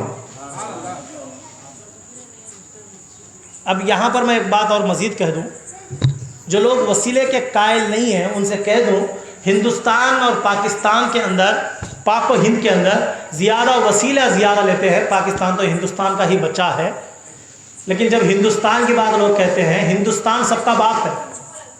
ہندوستان سے سب لوگ دنیا میں پھیلے، الگ الگ کنٹریاں بنے. ہندوستان کسی سے کٹ کر نہیں بنا، ہندوستان سے کٹ کر دوسری کنٹریاں بنی۔ دنیا میں ایسے ایسے کنٹریاں ہیں جو ہمارے کڑپے سے بھی چھوٹے ہیں، لیکن پھر بھی وہ کنٹری ہے۔ تو انڈیا اتنے بار کٹنے کے باوجود بھی دنیا کا سیکنڈ پاپولیشن کنٹری ہے۔ دیکھیں آپ کتنے کٹنے کے بعد کتنا ہے تو باپ ہی چھوٹا نہیں بات۔ اب میں ایک بات بتاؤں، جب آدم علیہ السلام توبہ کرے، لوگ کہتے ہیں کہ انڈیا میں زیادہ لوگ شرک کرتے، وسیلہ لیتے ہیں۔ یہ لوگوں کو شرک کا مطلب نہیں معلوم ہے، اعوذ باللہ، ہم کو ضرورت بھی نہیں ہے ان کے اوپر ڈسکس کرنا۔ ہندوستان میں وسیلہ کیوں زیادہ ہے، کیوں زیادہ یہاں وسیلہ لیتے ہیں؟ کیونکہ تمہارے اور ہمارے بابا آدم سب سے پہلے مدینے والے کا وسیلہ لے کر دعا کرے سو انڈیا میں چھے۔ سب سے پہلے جب توبہ قبول ہوئی وہ بھی ہندوستان تھا، سب سے پہلے وسیلہ لیا گیا وہ بھی ہندوستان تھا، سب سے پہلے اذان گونجی وہ بھی ہندوستان تھا۔ اس لیے ہندوستان کے مسلمان کٹر عاشق رسول ہیں، نو کمپرومائز۔ عشق دیکھنا چاہتے ہو تو ہندوستان میں دیکھو، کیونکہ جب سے لیتے ہوئے اللہ تعالیٰ نے جب آدم کو اتارنا چاہا، دنیا کی کوئی بھی زمین اللہ تعالیٰ چن سکتا تھا، لیکن اللہ سبحانہ تعالیٰ نے ہندوستان کو چنا، آدم علیہ السلام کو۔ اب بعض لوگ ان کے آنے کی آمد کو اور ان کے خدمہ کو دکھا کر اپنے اپنے ذاتی مفاد کے لیے کچھ نام بتا رہے ہیں، لیکن تاریخ تو نہیں بدل سکتی، حقیقت تو نہیں بدل سکتی، مر کے تو سب کو جانا ہے۔ آیا سمجھ میں؟ تو بلا آخر و تمثیل حضرت آدم علیہ السلام کی توبہ قبول ہوئی، ماں حوا کے پاس وہ پہنچے جدہ، اور ماں حوا اور حضرت آدم دونوں زندگی بسر کرتے رہے۔ اللہ تعالیٰ نے ان سے 11 اولاد عطا فرمائی۔ کتنی؟ 11 اولاد عطا فرمائی، اور وہ اپنی اولاد کی تربیت کرتے رہے، وہ اولاد کے لیے پیغمبر بنا کر بھیجے گئے۔ کتنے؟ 11 لوگ۔ اب آدم علیہ السلام کو جتنی اولادیں ہوئی ان میں ماں حوا سلام اللہ علیہا کو اللہ تعالیٰ نے 2 بچے دانیاں عطا فرمایا۔ کتنے؟ 2 بچے دانیاں، ایک میں لڑکا ہوتا دوسری میں لڑکی۔ لڑکا دن میں پیدا ہوتا، لڑکی شام میں، ایک ہی دن میں۔ اور جو ایک وقت میں ماں کے پیٹ میں جو لڑکا لڑکی تھے ان کا آپس میں نکاح کرنا حرام تھا۔ اب دنیا کو نسل پھیلانا تھا، کیسے پھیلائیں گے؟ بچے ہے انسان ہے چنو تو لوگ بولتے بھان بھیا سے شادیاں کر کو پھیلے گئے تھے۔ ارے عقل کیا دے، کم سے کم تاریخ تو پڑھ لیا کر، دماغ کے ناخن تو لے، عقل کے ناخن تو لے۔ جو ایک وقت ماں کے پیٹ میں تھے نا، ایک بچے دانی میں لڑکی تھی، ایک بچے دانی میں لڑکا، تو یہ دونوں ایک وقت میں جو ماں کے پیٹ میں تھے ان دونوں کا نکاح حرام تھا۔ ان سے پہلے والی یا ان کے بعد والی سے یہ نکاح کر سکتا تھا۔ اس طرح کا اصول اللہ تعالیٰ نے وہاں بھی، اب وہ دنیا کو پھیلانا تھا تو اس میں ایک حکمت پوشیدہ رکھی۔ پھر اس کے بعد جب نسل پھیل گئی تو اللہ تعالیٰ نے اس حصے کو حرام فرما دیا کہ بہن بھائی سے نکاح نہیں ہو سکتا۔ اب آج بھی ہمارے بلہ کے فیملیاں میں ہے کہ چچا کی بیٹی سے، خالہ کی بیٹی سے شادی نہیں کرنا، بہت سے لوگوں کے اندر ہے۔ حالانکہ یہ مسئلہ کہاں سے لائے بولے تو حضرت ہندو صاحب سے۔ ہمارے انڈین کلچر میں جو ہندو حضرات ہیں ان کے گھراں میں ماموں سے نکاح کرنا جائز ہے۔ چچا کی بیٹی سے حرام، خالہ کی بیٹی سے حرام، پھپھو کی بیٹی سے کر سکتے، ماموں کی بیٹی سے بھی کر سکتے، ماموں سے بھی کر سکتے۔ اب ہمارے حضرات مسلمان اسی کلچر کے فالو ہوتے ہوتے ہندوؤں میں اتنا کھو گئے کہ ان کے کلچر کچھ ہمارا کلچر سمجھنے لگے۔ بھائی دوستی بھی غیر مسلموں کو ایک حد تک بنانی چاہیے، کیونکہ ہم لوگ ہندوستان میں رہتے ہیں، لیکن اس کا مطلب یہ نہیں کہ آپ ان کے عقائد کو، ان کے طریقے کو اپنے رسم و رواج میں شامل کریں۔ میں نے کسی صاحب سے کہا کہ بھائی چاچا کی بیٹی سے شادی کرنا تھا، تو آپ چاچا کی بیٹی ہے نا، آپ کر لی۔ تو کیا صاحب ایسا بول دی، چاچا کی بیٹی سے شادی ہوتی کیا؟ وہ کیسا ہے بولے تو یہ بھی سیڑھیاں پڑھے سو ٹیچر کچھ کون کیا کو یہ کا تو معلوم کیا بولے سکا ہے۔ ارے بھائی تیرے دماغ کو بدلنے کا کام ہے۔ چچا کی بیٹی سے شادی ہوتی کیا، خالہ کی بیٹی سے شادی ہوتی؟ ارے عقل کے اندھے کئی کو نہیں ہوتی، بولے خون اکچ ہوتا نہیں، خون کچھ ہوتا باپ کا اماں کا، یہ چکو کس کا بھی نہیں، باپ کا بھائی یا باپ کی بھان، باپ کے خون سے، باپ کی نسبت سے جس سے ہے، باپ جن سے ہے یا باپ سے جو ہے ان سے نکاح حرام ہے، ماں جن سے ہے اور ماں سے جو ہے ان سے نکاح حرام، باقی کا سب سے کر سکتے ہیں۔ مثلا باپ تمہارے دادا سے ہے اور دادا کے بچوں سے حرام، چچا سے پھپھو سے نکاح نہیں ہوگا، ماں جن سے ہے تمہارے نانا تو خالہ سے ماموں سے نکاح نہیں ہوگا، حرام، باقی کے ان کے بچوں سے سب سے نکاح ہوگا، جائز ہے۔ لیکن بہت سے لوگوں کا کیا معلوم مسئلہ، ایسا کیسا پڑھتی صاحب، ایسا کیسا جائز ہے کیا؟ کبھی بھی یاد رکھے اللہ کے نبی صلی اللہ علیہ وسلم سے بہترین شخص دنیا میں، آپ گوگل میں جائیں، گوگل آ کر ہندوؤں کا یہودیاں کا ایپ ہے، کیا ہے، ویب سائٹ ہے ہندوؤں بولے تو یہودیاں، اسرائیل، اس میں جا کر دیکھیں دنیا میں سب سے بہترین انسان کون ہے، آپ جا کر سرچ کریں تو آپ کے اور ہمارے نبی کا نام ہے۔ یہودی ہو کر یہ بات مان رہا ہے کہ دنیا میں سب سے انوکھا انسان، سب سے اعلیٰ معظم اور سب سے پیارا انسان اور سب سے کامیاب انسان کون ہے، ہمارے نبی ہے۔ تو میرے نبی جو فرماتے ہیں ان کا بیٹھنا، ان کا اٹھنا، اللہ تعالیٰ ارشاد فرماتا ہے قرآن مجید برہان الرشید کے اندر، لقد كان لكم في رسول الله اسوة حسنة، میرے نبی تمہارے درمیان میرے نبی کی زندگی ایک بہترین نمونہ ہے، میرے نبی کو دیکھ کر فالو کرو، نبی کی زندگی سب سے بہترین نمونہ ہے، وہ جیسا چلتے ہیں اس طرح چلنے کی کوشش کرو، جس طرح بولتے ہیں اس طرح بولنے کی کوشش کرو، ان کی سنتوں پر عمل کرو، ان کی اطاعت کرو، اطیعوا اللہ واطیعوا الرسول، اللہ اس کے رسول کی اطاعت کرو، اور اللہ کی اطاعت کیا ہے، رسول ہی کی اطاعت اللہ کی اطاعت۔ اب نبی اکرم صلی اللہ علیہ وسلم نے کوئی مسئلے بتائے ہیں تو اس میں کوئی نہ کوئی حکمت تو ہوگی نا، نہیں بھائی سائنس ایسا بولتی یہ نہیں کرنا وہ نہیں کرنا، بولے تمہاری ساری سائنس تمہارے ریسرچ پر مبنی ہے، میرا دین میری نبی کی حقانیت پر مبنی ہے، میرے نبی کو اللہ تعالیٰ نے شاہداً و مبشرا بنا کر بھیجا ہے، گواہی دینے والا اور خوشخبری سنانے والا میرا نبی ہے۔ سارے انبیاء اللہ تعالیٰ کی وحدانیت کا اعلان کرتے رہے کہ اللہ ایک ہے، اللہ ایک ہے، ہم اللہ کے پیغمبر ہیں۔ جب قومیں نبیوں سے پوچھتی رہی کہ اللہ کو تم نے دیکھا ہے تو سارے انبیاء کا ایک ہی جواب تھا، لن ترانی، ہم نہیں دیکھ سکتے، ہم نہیں دیکھ سکتے، ہم نہیں دے سکتے، ہم نہیں دے سکتے۔ لیکن قومیں ان کو سوال کرتی رہی، جب تمہارے خدا کو نہیں دیکھے تو تم لوگ نہیں دیکھے خدا کو، جبکہ تم بھی نہیں دیکھے تو ہم لوگوں کو اس کا تبلیغ کیوں کر رہے ہو، اس کی ہدایت کیوں دے رہے ہو؟ تو سارے انبیاء کہتے ایک آئے گا جو اللہ کو دیکھے گا، ایک آئے گا، ایک آئے گا، بولے وہ کون ہے؟ تو سارے انبیاء نے کہا وہ مدینے کا تاجدار ہے، ہم نے اس کے چہرے میں خدا کو دیکھا ہے، ہم نے اس کے چہرے میں خدا کو دیکھا ہے، وہ خدا کا آئینہ ہے۔ میرے آقا نامدار سرور الاولیاء صلی اللہ علیہ وسلم فرماتے ہیں انا مرآۃ الخالق، میں اللہ کا آئینہ ہوں، میں خدا کا آئینہ ہوں، انا مرآۃ الخالق، میں خدا کا آئینہ ہوں۔ خدا کے آئینے میں خدا کے جلوے کو انبیاؤں نے دیکھا، تو اللہ نے کہا شاہداً و مبشرا، میرا نبی شاہد ہے۔ شاہد کون ہوتا ہے؟ جو آئی وٹنس ہوتا، ہم کیا سے دیکھنا، چشمدید گواہ۔ ایک جنا گیا، ایک آدمی کے اوپر خون کا مقدمہ چل رہا، تو جج پوچھا کیا بھائی انہوں ماریا کرتے، خون کا مقدمہ چل رہا، ایک آدمی کو بولا گواہ، بطور گواہ، بولے کیا تو دیکھا؟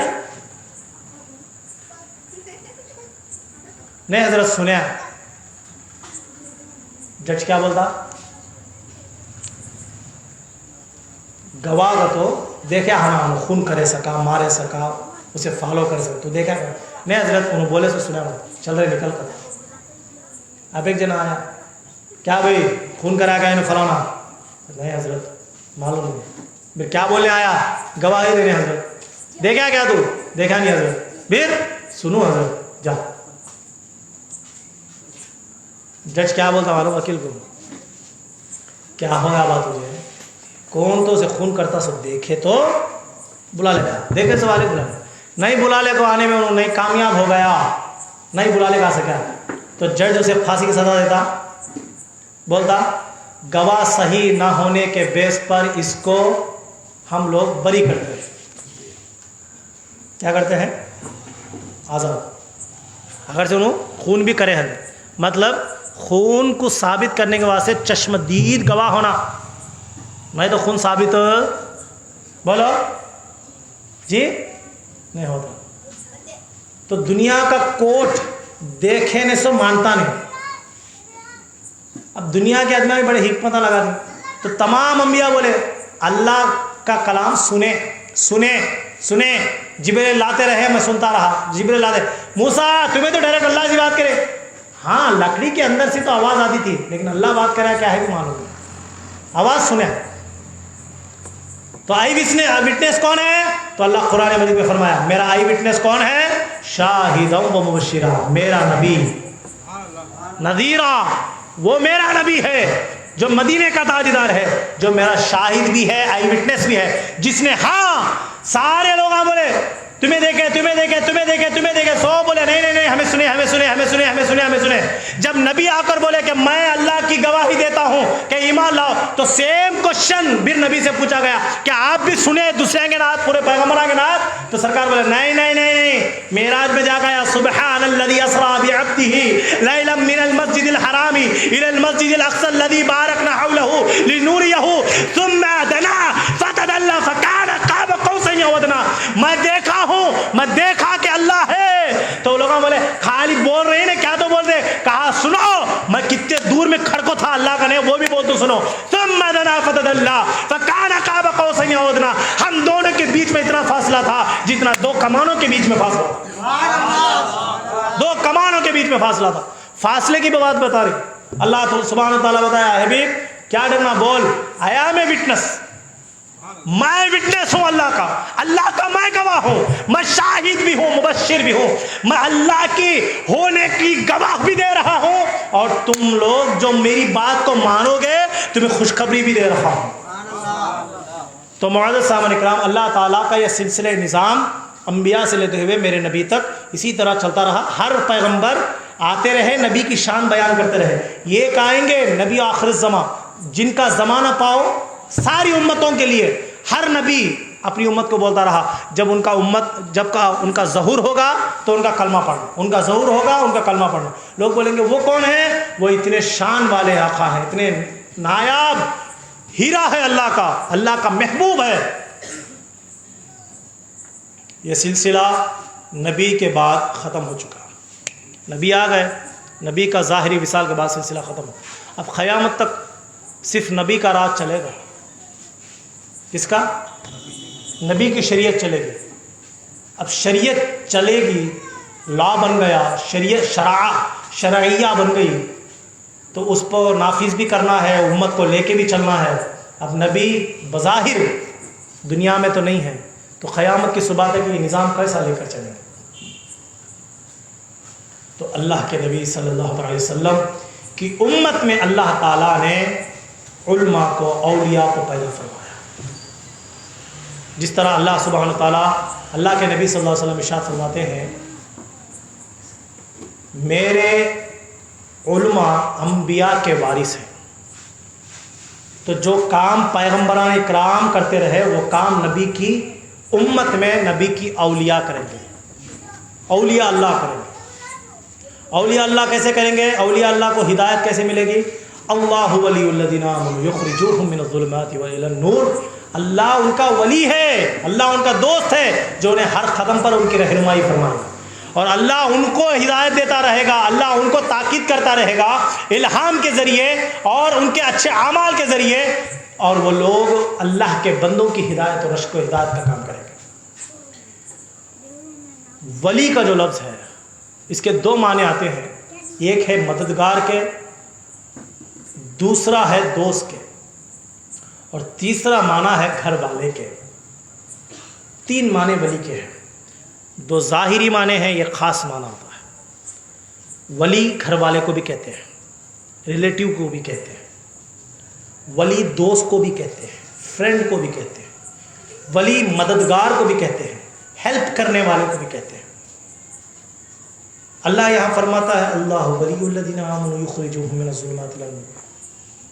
اور پھر میں نے دوسری آیت کریمہ جو تلاوت کیا ہے وَاعْتَصِمُوا بِحَبْلِ اللَّهِ جَمِيعًا وَلَا تَفَرَّقُوا, اللہ کی رسی کو مضبوطی سے تھامو, مضبوطی سے پکڑو, ڈلا گلا نہ کو چھوڑو, کھٹ پکڑنا, اور آپس میں ذہنی توازن بگڑ کو, آپس میں فرقے فسادات نہ کرو.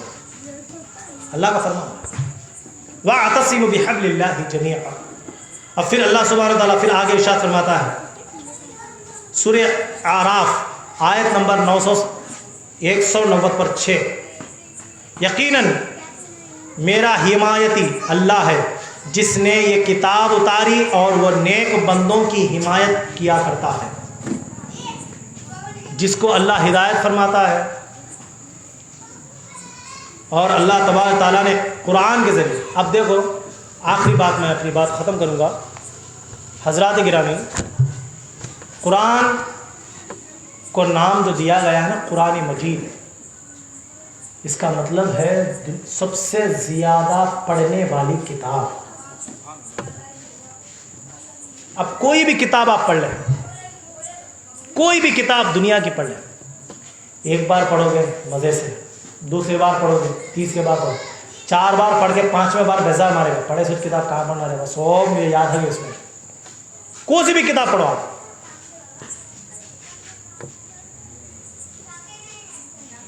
بچے ایگزام کے ٹائم پر رٹا مارتے دیکھتے ہیں, صرف پڑھتے سے سر مارتا تھا, مجبوری میں پڑھتے ہیں, ایگزام لکھ ڈالا, کتابیں کہاں بھی چھٹے رہتے ہیں, لے یاد.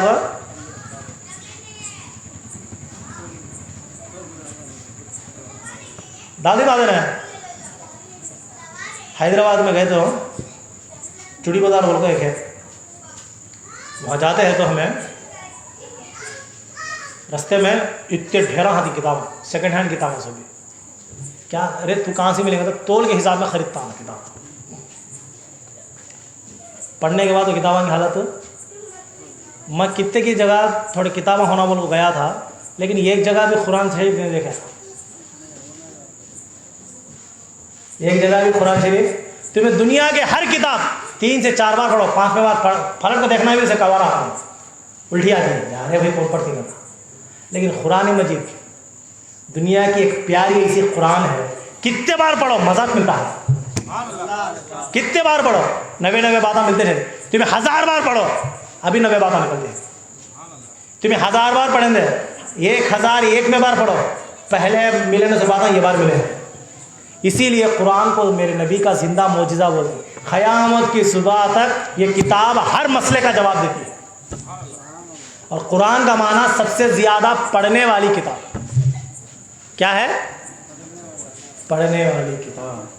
میرے عزیز ایک چھوٹا مسئلہ یاد رکھیں, قرآن مجید جس طرح ہماری رہنمائی فرماتی ہے, اور اللہ تعالیٰ قرآن مجید برہان رشید نے ارشاد فرمایا قرآن مجید کی ہدایت اسی کو نصیب ہوتی ہے جو صاحب کتاب کے ساتھ ہو, جو قرآن کی حکمت جاننے والا ہو. اور وہ حکمت کون؟ حضور سیدنا غوث پاک علیہ الرحمہ کے بارے میں آپ لوگ نہیں جانتے. کئی علماء اپنے علم میں مہارت رکھنے والے بھی غوث پاک کے پاس سرنڈر ہو گئے. ان کی علم اور ان کی مہارت ایسی تھی. قرآن مجید اللہ کی سب سے بہترین اور سب سے پیاری کتاب ہے, اور تمہارے سارے مشکلوں کا حل ہے. کیا ہے؟ اور قرآن مجید سے مدد لینے کی عادت رکھو. میں آج ایک نسخہ دے کر اپنی بات ختم کروں گا, کیونکہ میری عادت ہے کہ میں کچھ نہ کچھ بیان کے آخر میں آپ لوگوں کو دیتا ہوں. تمہیں کوئی بھی پریشانیاں ہے, ایک بہترین ترجمہ کنز الایمان بول کر ہے, یا عرفان القرآن بھی ہے. اب بہترین ترجمے کی ایک کتاب اپنے گھر میں رکھو. قرآن کوئی بھی مسئلہ ہے سامنے رکھو, 2 رکعت نفل نماز اللہ کی بارگاہ میں پڑھو. اس کے بعد درود شریف پڑھو، نماز ہونے کے بعد درود شریف پڑھو، اس کے بعد قرآن کو اس طرح کھولو، نیت کرو کہ اللہ میری رہنمائی فرما، بول کر ایسا قرآن کھولو، جہاں سے چاہے وہاں سے کھولو، آنکھ بند کر کے ہنکیاں درود شریف پڑھتے ہوئے آنکھ بند کرو اور کتاب کھولو۔ میں بہت بہترین نسخہ دے رہا ہوں، گانٹھ باندھنا مت ہوا۔ جب سب سے پہلے آنکھ کھلتی، درود شریف پڑھتے ہوئے آنکھ کھولو، سب سے پہلے تمہاری نظر کون سی آیت کو پڑھتی ہے اس کا ترجمہ ہو، اس میں تمہارے مسئلے کا جواب ہوگا۔ یہ میرے لائف کی پریکٹیکل ہے۔ میں جب بھی زیادہ پریشان ہو جاتا ہوں، میں کبھی کبھی مزے میں بات لیتے ہیں تو کون تو آدمی زیادہ غمگین ہے تو ان کو تسلی دینے واسطے بولتے ہیں، بھائی تمہاری پریشانیاں سننے کے واسطے تو میں ہوں، میرے پریشانیاں سننے کون ہے؟ مجھے بھی بولنے والے میں بھی انسان ہی سنا ہوں، میں کسے بول رہا ہوں؟ تو میرے بولنے کا واسطے صرف ایک ہے جو میرا معبود حقیقی ہے۔ اب اس سے میں بول لیتا ہوں لیکن انہوں نے جواب بھی دینا نہیں، صحیح بات ہے نا؟ اب اس کا جواب مجھے کیسا ملتا؟ جب میں وہ ارادہ کر قرآن شریف کھولتا ہوں، جب وہ ارادہ کر کے قرآن شریف کھولتا ہوں تو اس کے اندر مجھے میرا جواب بولو نا،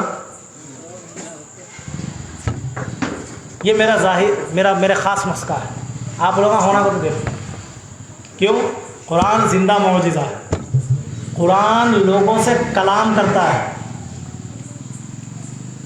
قرآن کلام کرتا ہے۔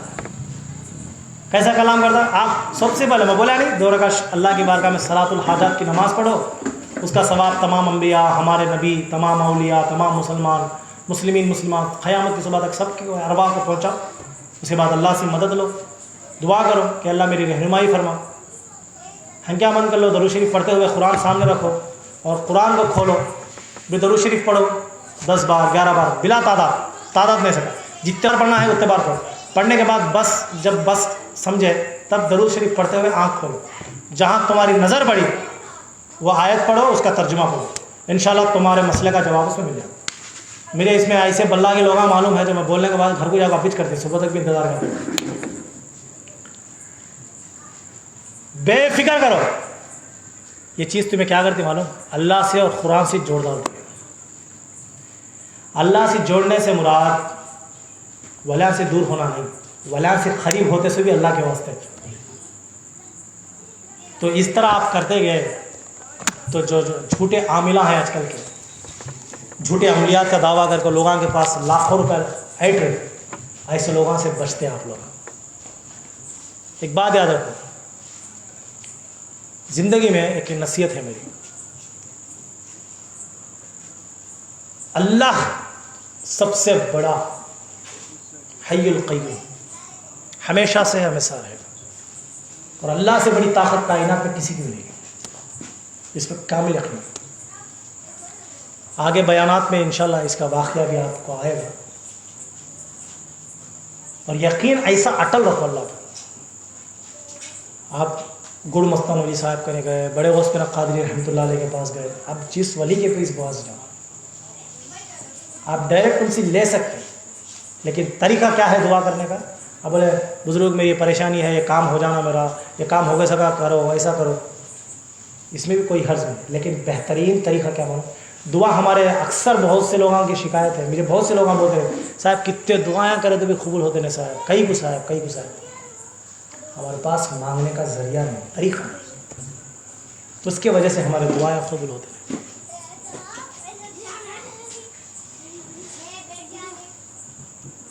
ایک چھوٹی بات بولے، قرضدار کے پاس ایک آدمی جاتا، بھائی مجھے ضرورت ہے بھائی 1 لاکھ روپے پیسے دے، بول گا نہیں بھائی مارکیٹ بڑا مندی ہے، تکلیفیں ہیں، پیسے آتے نہیں کا۔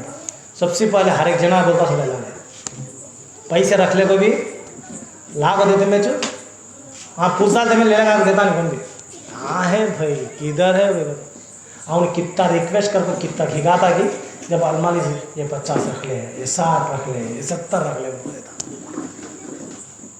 ہے نہیں۔ دنیا کا جو انسان جو سود خور، جو بیاج خور، جو حرام کام کرنے والا، وہ آدمی کا یہ عالم ہے۔ پاک و منزہ ذات اللہ کی، سبحان کی ذات۔ جب آپ لوگوں اسے ریکویسٹ کر رہے کیا کیا کی کر لے رہے، کیا کیا کی بولے رہے، اللہ کی بارگاہ میں جاتے میں بولتے میں چھویا نا،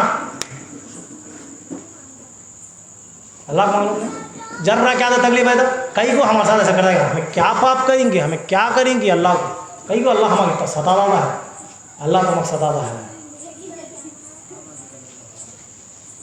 اللہ خالی اپنی نظر تمہارے اوپر سے ہٹا لیتا ہو، تباہ ہو جاتا۔ کبھی بھی یاد رکھو، توحید کیا سب سے پہلے یاد رکھو، اللہ کے اوپر ہمارا کامل عقیدہ ہونا۔ ذرا سائلنٹ کرا پاپا بچہ، ان کا بیان زیادہ ہوگا میرے بیان سے بھی۔ کبھی بھی یاد رکھو، توحید مضبوط ہونا اللہ کے اوپر، اللہ کے اوپر کس طرح کا عقیدہ ہونا، انشاءاللہ میں کل کے بیان میں بولوں۔ یہ 11 دن بیان میں غوث پاک کے تذکرے تو تمہیں سنتے تھے، انشاءاللہ اللہ نے توفیق دیا تو میں آخری دنوں میں غوث پاک کے واقعات کو پورا آپ کے سامنے رکھنے کی پوری کوشش کروں گا۔ یہ تمام عرصہ ہمیں درس لیں گے، اللہ کے اوپر ہمارا عقیدہ کیسا، مسلمانہ ہمیں کیسے ہونا، مضبوطی کیسی ہونا، ان چیزوں کے بارے میں معلومات حاصل، اور انہی چیزوں میں غوث پاک کے روایات بھی میں انشاءاللہ شامل کرتا ہوں کہ غوث پاک کی کس طرح لوگوں کی ہدایت فرماتے ہیں۔ ایک چیز یاد رکھو، کبھی بھی اللہ تعالیٰ کسی کے اوپر زبردستی نہیں کرتا۔ لا یکلف اللہ نفسا الا وسعها لها ما کسبت وعلیها ما اکتسبت۔ سورہ بقرہ پارہ نمبر 3 آخری آیت سورہ بقرہ کے اللہ فرماتا ہے لا یکلف اللہ نفسا الا وسعها۔ اللہ کسی جاندار کو اس کے جان سے بڑھ کو، اس کی طاقت سے بڑھ کو آزماتا نہیں۔ یہ آدمیہ کی بات نہیں، اللہ کا قانون ہے۔ اللہ بول رہا، اللہ ہمارے جیسا نہیں، اعوذ باللہ استغفر اللہ، جھوٹے باتوں میں اللہ جھوٹ سے پاک، ہر چیز سے پاک۔ وہ انسان ہے جو جھوٹ بولتا ہے، قسمیں لیتا ہے۔ تمہارا رب کہہ رہا ہے لا یکلف اللہ نفسا الا وسعها۔ کوئی یہ گمان میں ہے کہ میں تمہاری جان سے زیادہ، تمہاری طاقت سے زیادہ آزماتا ہوں، نہیں۔ اللہ بول دیا نہیں کہ تو ہرگز نہیں۔ تمہاری طاقت کتنی ہے کہ تمہیں اتنا آزماتا اللہ، لیکن ہم لوگ کیا کرتے ہیں، نازیبا کلمات نکالتے ہیں اللہ کے۔ اللہ تمہاری طاقت سے بڑھ کو کبھی بھی آزماتا نہیں، اور تمہارے سے زیادہ تمہاری فکر اللہ کو ہے۔ اللہ تمہاری سے بے حد محبت رکھتا ہے، 70 ماؤں سے زیادہ اللہ تم سے محبت رکھتا ہے۔ تو بولو ایک ماں جو ہماری تکلیف دے گی تو ہنس سکتی نہیں، تو 70 ماؤں سے زیادہ محبت رکھنے والا ہم سے ہماری تکلیفوں کو کیسے دیکھ سکتا ہے؟ بعض وقت آپ لوگاں بھی یہ بات مانتی میری، بعض وقت تکلیفاں پریشانیاں ہمیں کو کچھ سکھانے کے واسطے آتی، ہمیں مضبوط بنانے کے واسطے آتی، ہمیں کو دنیا میں ثابت قدم، غلطیاں سے انسان سیکھتا، ایجوکیشن حاصل کرتا، دوبارہ وہ غلطیاں کرنے سے بچتا۔ جہاں جہاں اس کے مس انڈرسٹینڈنگ، جہاں جہاں اس کے غلط خدمہ پڑے ہیں وہ چیزوں سے بچتا۔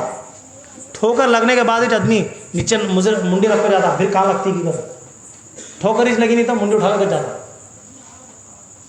ہمارا ایک بچپن کا دوست تھا، ابھی بیان میں تھا چل رہا ہے، اسے ہمیں بچپن میں آسمان گری گری بولتے تھے، آسمان والی۔ کئی قدروں بچپن میں آسمان کو دیکھ کر پھرتا تھا زیادہ، اور ٹھوکرا بھی ویسے لگتے تھے اسے، ہمیں بولتے تھے کئی گرے، اس کی عادت پاپ بیچارہ۔ لیکن کبھی بھی یاد رکھو، آسمان کو دیکھنے میں چلنے سے زمین پر ٹھوکر، بولو منڈی اٹھا کر چلنے والا آج نے تو کل ضرور ٹھوکر کھاتا، ضرور نیچے گرتا۔ منڈی جھکا کر چلنے والا منزل کو صحیح وقت میں صحیح طریقے سے بنا چوٹ کے ساتھ پہنچتا۔ ہمیں منڈیا تکبر میں، گھمنڈ میں، مستی میں، انانیت میں، فخر میں منڈی اٹھا لے کو چلے، دنیا میں ٹھوکر کھاتی۔ میرے عزیز، اللہ کی بارگاہ میں سجدے کو، سر کو جھکانے کی عادت رکھو۔ جو انسان سر جھکاتا ہے دنیا میں وہی نکھرتا ہے، جو سر ایٹا کر چلتا انہوں آج نے تو کل ٹھوکر کھاتا ضرور ہے۔ میرے عزیز کبھی بھی یاد رکھو، قرآن کا دامن کبھی نہ چھوڑو، قرآن شریف کی تلاوت کرو۔ قرآن بولے تو دھوریاں دھوریاں پڑھنے کا نام نہیں، ختم قرآن کرنے کا نام ہے۔ بہت سے جو ہیں میری شکایت بھی ہے، اب حافظہ میں نہیں لو ہم برا ماننے واسطے، قرآن خانہ بھی کرانا مجھے پسند ہے۔ صحیح میں کیا مطلب حضرت، گھر میں تمہیں پہنچتی ہیں، دکان تمہیں اوپن کرتی ہیں، دکان تمہیں رکھتی ہیں، گھر میں تمہیں پہنچتی ہیں، گھر تمہارا ہے، باہر سے بچہ کو بلا لیتے ہیں تو قرآن پڑھے، فائدہ کیا؟ ہاں اس کی برکت تو ملتی، قرآن گونجنے کی وجہ سے برکت تو ملتی لیکن اتنا فائز نہیں ملتا جو تمہارے گھر میں تمہیں خود قرآن پڑھنے سے ملتا. تمہارے گھر میں تمہیں بیٹھ کر قرآن پڑھو، بھلے 3 دن پڑھو، 4 دن پڑھو، 5 دن پڑھو، 6 دن پڑھو، 7 دن پڑھو، کتنے دن میں تمہیں قرآن ختم کر سکتی قرآن ختم کرو. قرآن ختم کرنے کے بعد جب تمہیں اللہ سے مانگتی دیکھو اللہ اتنا خوش ہوتا جتنا تمہیں باہر سے حافظہ وہاں بلاک پڑھے تو بھی خوش ہوتا. حقیقت بلّہ جنے میں سی بلّہ کا غصہ بھی غلط ہے. کئی کہتا میں بلّہ کڑوے بات بولتا ہوں صاحب ہمارے پیٹاں بلاتا مارتی ہوں. حضرت مجھے بولے گا صاحب کس کے پیٹاں کو ہمیں لاتا میں کسے راضی کرنے کے واسطے نہیں اللہ کو راضی کرنا ہے. حقیقت ہے. آپ گھروں میں پڑھو قرآن پڑھو. اب بلّہ جنے اب 11ویں کا مہینہ آتے ہیں 11ویں کا سیزن ایک آپ صاحب سے سنا میں ایاز باللہ سیزن آیا ہے کیا صاحب کیا پھولاں کا سیزن 11ویں کو سیزن منانا نہیں حضرت. ایک اللہ کے بندے سے 11ویں آتے میں 11ویں کتاب باقی کے 11 مہینے غوث پاک یاد ہے آتے میں. اب تھوڑے امانوں ہیں اللہ کے واسطے اللہ کے ولیاں ہیں ایسے بس ایک دھوری پڑھاؤ 2 دھوری 3 دھوری 4 دھوری کیا آتا اس سے کیا آتا. حافظ صاحب کو نذرانہ ملتا تم آپ پیسے خرچا کیا آیا کیا ثواب ملتا ہے برکت آتی ہے. قرآن تو نہیں آیا. غوث پاک کے روایات ہے جس میں بھی بلّہ کے لوگ ہیرا پھیری کرتا تھا. میں بلّہ بار بولا تو بلّہ جنہیں کو تکلیف بھی ہوئی کہیں گا صاحب 11 مجالس کو پکڑ لو کیا بولا رہی کیا 11 مجالس میں یقین کے ساتھ بولتا ہوں 11 مجالس قرآن کا درجہ رکھتی کیا بولو کس کا عقیدہ ہے تو بولا اب بھی توبہ کرا تم ایمان سے چل جاتے ہیں. 11 مجالس ایک کتاب ہے جو ایک انسان نے لکھی ہے. اس میں ایک نظم کے انداز میں لکھے کیا کرے نظم کے انداز میں اشعار کے نام لکھی ہے کتاب. لیکن ایک کتاب میں ہے جو سب بھی کون بھی ہند ہے 100 کو 100% کریکٹ ہے بول سکتا ہوں. اس میں تھوڑے لوگ محبت میں 4-5 پاتا ہے زیادہ بھی لکھتا نہیں. اس کو میں کبھی بھی یہ کتاب کے حوالے دیتا نہیں تمہیں دیکھیں گے میں حوالے غوث پاک کے روایتوں کے مدلل دلائل کے ساتھ دیتا ہوں. وہ کتابوں کے ساتھ کون جماعت والا انکار بھی کر سکتا ہے. اب جو کتاب کے بارے میں شکوک مبتلا ہے امت میں وہ کتاب کو تمہیں 3 بار 4 بار گھر میں پڑھے تو فائدہ کیا. کہیں گا صاحب ایسے باتیں بولتی ہیں آج نہیں تو کل سننا سوچ نہیں کب معلوم ہوتی. ہنکیا مچھلے کو بلی بولتی کہتے دودھ پیتی ہوئی مجھے کون دیکھتے نہیں دودھ پیتی ہوئی ہنکیا مچھ لیتی بلی مجھے کون دیکھتے نہیں. بلی کے ہنکیا مچھ لینے سے بلی غائب ہو جاتی. ہاں حقیقت آج نہیں تو کل وضاحت. ہمیں ڈپلیکیٹ عقیدہ رکھنے والے نے عقیدہ مضبوط ہمارا دلائل کے اوپر آنا اڑتا اڑتا عقیدہ آنا نہیں. کیسا آنا مضبوط عقیدہ آنا مرے تو اللہ کو جواب دینا. اب میں تم لوگوں کا دل رکھنے کے واسطے 4 اچھے باتیں بول ڈالتا ہوں. چلو بھائی یہ کتاب بھی زبردست ایسی ویسی تعریف ہے تمہیں خوشی آتی ہے. چلو بھائی صاحب بولی تھوڑا مرے واسطے اللہ کو میں کیا جواب دینا. کبھی بھی یاد رکھو اولیاء اللہ کا ذکر کرنا گھروں میں برکت کی نشانی. 11 مجالس دھوری پڑھانا جائز ہی نہیں یاد رکھو. کون تو کیا تو کوشچن کرتے پیچھے کاٹ لینا نہیں باتا کو میری آفس ہے سیدھا ملو میرے سے ڈائریکٹ پوچھو. نہیں تو ہمت نہیں ہے ایک پیپر لکھ کو کوشچن بھیجو جمعہ میں بیان میں دے دو. نہیں یہ 11 دن میں کیا تو ہے تو پوچھا لو میں بیان میں جواب دے دوں. پیچھے جا کر صاحب ایسا بولیں گے ایسا کیسا بولتے ہیں. اب میں درس جب چلتا تھا ہمارا درس چلتا ہے مکان میں تو اس میں ایک بات بولا تھا صاحبہ کے پواں بھی بیکواں ادمہ ہمیں نہیں پڑھنا. بولتے میں تھوڑے بیکواں کانا قتل لیا ایسا کیسا بولتی ہوں صاحب ہمیں صاحبہ کے پواں پڑھنے تو کام کرتی ایسا کیسا بولتے ہیں تو کیا تمہیں راضی کرنے واسطے بیٹھوں میں. تو میں پواں صاحبہ کے نہیں پڑھنا بولے تو میرا بھی نقصان ہی چھینا میں بھی صاحب ہی چھنا. وجہ کیا ہے جو دین اللہ اس کا رسول کا ہے وہ بولنا. ہمیں ڈپلیکیٹ عقیدہ نقو ہمارے میں ہمارا فائدہ دیکھ لے گا. ہمیں قرآن حدیث کو سائڈ کرنا اللہ کا نے مرے تو جواب دینا نہیں. ہمیں اس میں ایک حکمت پوشیدہ ہے. لوگوں کے بیچ میں تمہیں آ کو جھک کو صاحبہ سے پواں پڑھنا یہ عبرت کا نشان ہے. میں اس میں ایک وضاحت طلب کروں وضاحت بتائیں. وجہ اس کی یہ ہے کہ جب ہماری شریعت عورت کو گھر میں حال میں، جبکہ روم ہے تو حال میں نماز پڑھنے کی اجازت دیتی نہیں. کہیں کہ تو نماز اللہ کی عبادت، نماز پڑھنے کی اجازت دیتی نہیں شریعت. روم ہے تیرے گھر میں تو روم میں جاؤ نماز پڑھ بولو. کہیں کہ تو روم کا دروازہ بند کر کو نماز پڑھ کر. کوئی غیر مردوانہ گھر میں بچے چھتی، شوہر ہتا، دیور ہتا، لیکن پھر بھی شریعت کیا بولتی ہے؟ تو نماز پڑھتے سب انداز بھی کون بھی دیکھنا نہیں. کیا معلوم نماز میں تو جھکتی بیٹھتی اٹھتی ہے، کسی مرد کی نظر آ جائے گا، اس کے دل میں گندا خیال آ جاتا ہے. اتنا احتیاط کرتی ہے شریعت. پواں فرض ہے پڑھنا، سنت ہے، کیا ہے؟ کبھی بھی یاد رکھے زندگی کے اندر جو بات وضاحت ہے. میں بولتا ہوں، تم لوگوں کا اعتراض ہے، تمہیں دلیل پیش کرو. صاحب پواں پڑھ سکتے ہیں، صاحب کے کہتے پواں پڑھنا کوئی بری بات نہیں ہے، جائز ہے، پڑھنا بھی چاہیے، ہم لوگ پڑھتے ہیں. لیکن عورتوں کے لیے یہ مسئلہ ہے. بہت سے بولو کیا صاحب بھائی کو ہمیں پواں پڑھنا نہیں کہا. کبھی بھی یاد رکھو نا، عوام کے اندر میں یہ بھی بات ہوں، حالانکہ صحیح بولے تو عورت پوانچ پڑھنا نہیں، سوائے اپنے شوہر، اپنے والد کے، اپنی والدہ کے، کس کے بھی قدم نہیں چن سکتی، چاہے وہ مرشد بھی ہوں. جب پیر مرید بنا تھا، مردوانے کو ہاتھ دیتا، بیگل کو شال دیتا.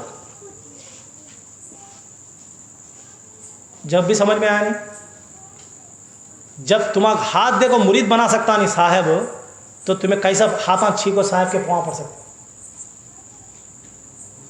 چھوٹا لاجک. اور بعض سلاسل کے اندر تو دامن بھی نہیں ہے، خالی دل میں نیت کر لے تو مرید بن گئے. سب اچھا مرشد کے سامنے بیٹھ کو دل میں نیت کر لو مرید بن جائے. بعض سلسلہ میں یہاں تک بھی ہے. واللہ عالم بالصواب. تو کبھی بھی ہم جو چیز صحیح ہے وہ صحیح ہے، جو چیز صحیح نہیں ہے وہ صحیح نہیں. کسی کے زیادہ کرنے سے وہ چیز صحیح نہیں ہوتی. اب بہت سے لوگوں میں شکایت میں صاحب تمہارے دادا بولے نے، تمہارے پردادا بولے نے، کون بولے نے، تمہیں کہیں ایسے 90 باتیں بولتی. میں 90 کیا بولتا نہیں، جو کتابوں میں ہے وہی بولے. انہیں بولنے کا تو اس ٹائم وہ ضرورت نہیں تھی، اب ضرورت ہے بولتا ہوں. تو قرآن میں اب میں بات جو اپنی آخر میں پہنچاتا ہوں، کبھی بھی یاد رکھو 11 منزل کو دھوری پڑھانے کی ضرورت نہیں ہے، اور پڑھانا بھی نہیں چاہیے. اور اصول یہ ہے تمہیں 11 منزل جس سے بھی پڑھاتی ہوں اسے بولو کہ آواز کے ساتھ پڑھو، اور انہیں پڑھتے ہو تو تمہیں گھر والے بیٹھ کر سنو. تب بھی جو کتاب پڑھنے کا بہترین فائدہ ملتا. اسے کسی کی پردہ بندہ لے دوں گھر میں، نہیں تو اب ایک روم میں رکھ ڈالے دوں کتاب، تو پڑھ کو مر گا گئے ہو گئے خالہ یہ خالہ کر باہر بیٹھ کر اچھا پڑھنا رکھ لکھ دیا. کیا فائدہ پڑھو؟ تو کیوں تو مارو ہمیں باہر بیٹھے سے کام دے لیں گے. نہیں، یہ قرآن نہیں ہے. قرآن شریف کون بھی پڑھیں گے گھر میں برکت آتی بولنے واسطے. یہ کتاب گھرا میں ہمارے بڑے میں رکھے سو پڑھانے کے واسطے کیا کرو، کم سے کم لوگوں کو پیرانی پیر کیسے کیا کرنے کا معلوم ہونا، ایک طریقہ رکھی. وہ معلوم کب ہوتا؟ تمہیں بیٹھ کر سنے تو معلوم ہوتا. اب 11 دن تمہیں کہی گاتی یہاں کو ہمارے انتظامیہ والے، اللہ ان کے درجات بلند کرے، عمریں اللہ تعالیٰ ان کی عمروں میں، عملوں میں اور کاروباروں میں برکت عطا فرمائے. یہ 11 دن جاگ لے کو، اتنا انتظام کر کو، لائٹاں لگا کو، مائک اناؤنسمنٹ کا مائکاں رکھ کو، اسٹیج لگا کو، کرسیاں ڈال کو، تمہیں آئنے سے پہلے کرسیاں بچھا کو، تمہیں گئے واسطہ کرسیاں اٹھا کو، اسٹیج ہٹا کو، سب کو 11 دن جو محنتیں پڑتی ہیں، کیا واسطے ہے؟ کیا تو فائدہ ہے ان کو؟ ہماری یہ محنت کی وجہ سے چل لوگوں سدھر گئے تو تمہارا سدھرنا ان کے لیے مغفرت کا ذریعہ بن جاتا قیامت. یہ مجلس کئی لگتی ہے، چند چیزیں ہمیں معلوم کر لیں. خالی بچپن سے غوث پاک کے واقعہ سننے کا ہے تو بچپن سے سنتی ہیں، کیا تو فائدہ آیا ہمارے اندر؟ وہ جھگڑے، وہ فتنے، وہ فساد، وہ پریشانیاں، وہ لڑائیاں، سب وہی ہے. بچپن سے سنتے ہیں غوث پاک کے واقعات، بیانات سنتی ہے نہیں، پھر فائدہ کیا ہے؟ نہیں. غوث پاک علیہ رحمہ کی یہ واقعات کس واسطے بیان کرتی ہیں؟ اس سے ہم لوگوں کو، ہمارے جو آنے والے نسلیں ہے، جب ہمارے گھر میں کتاب پڑھا دی، یاد رکھو کون بھی کتاب پڑھانے والے ہیں تو ایک مقصد رکھو. کتاب پڑھنے والے آتے میں تمہارے 100 کامہ ہم نے چھوڑوا لو. کامہ ہے بولے تو کتابیں پڑھانا.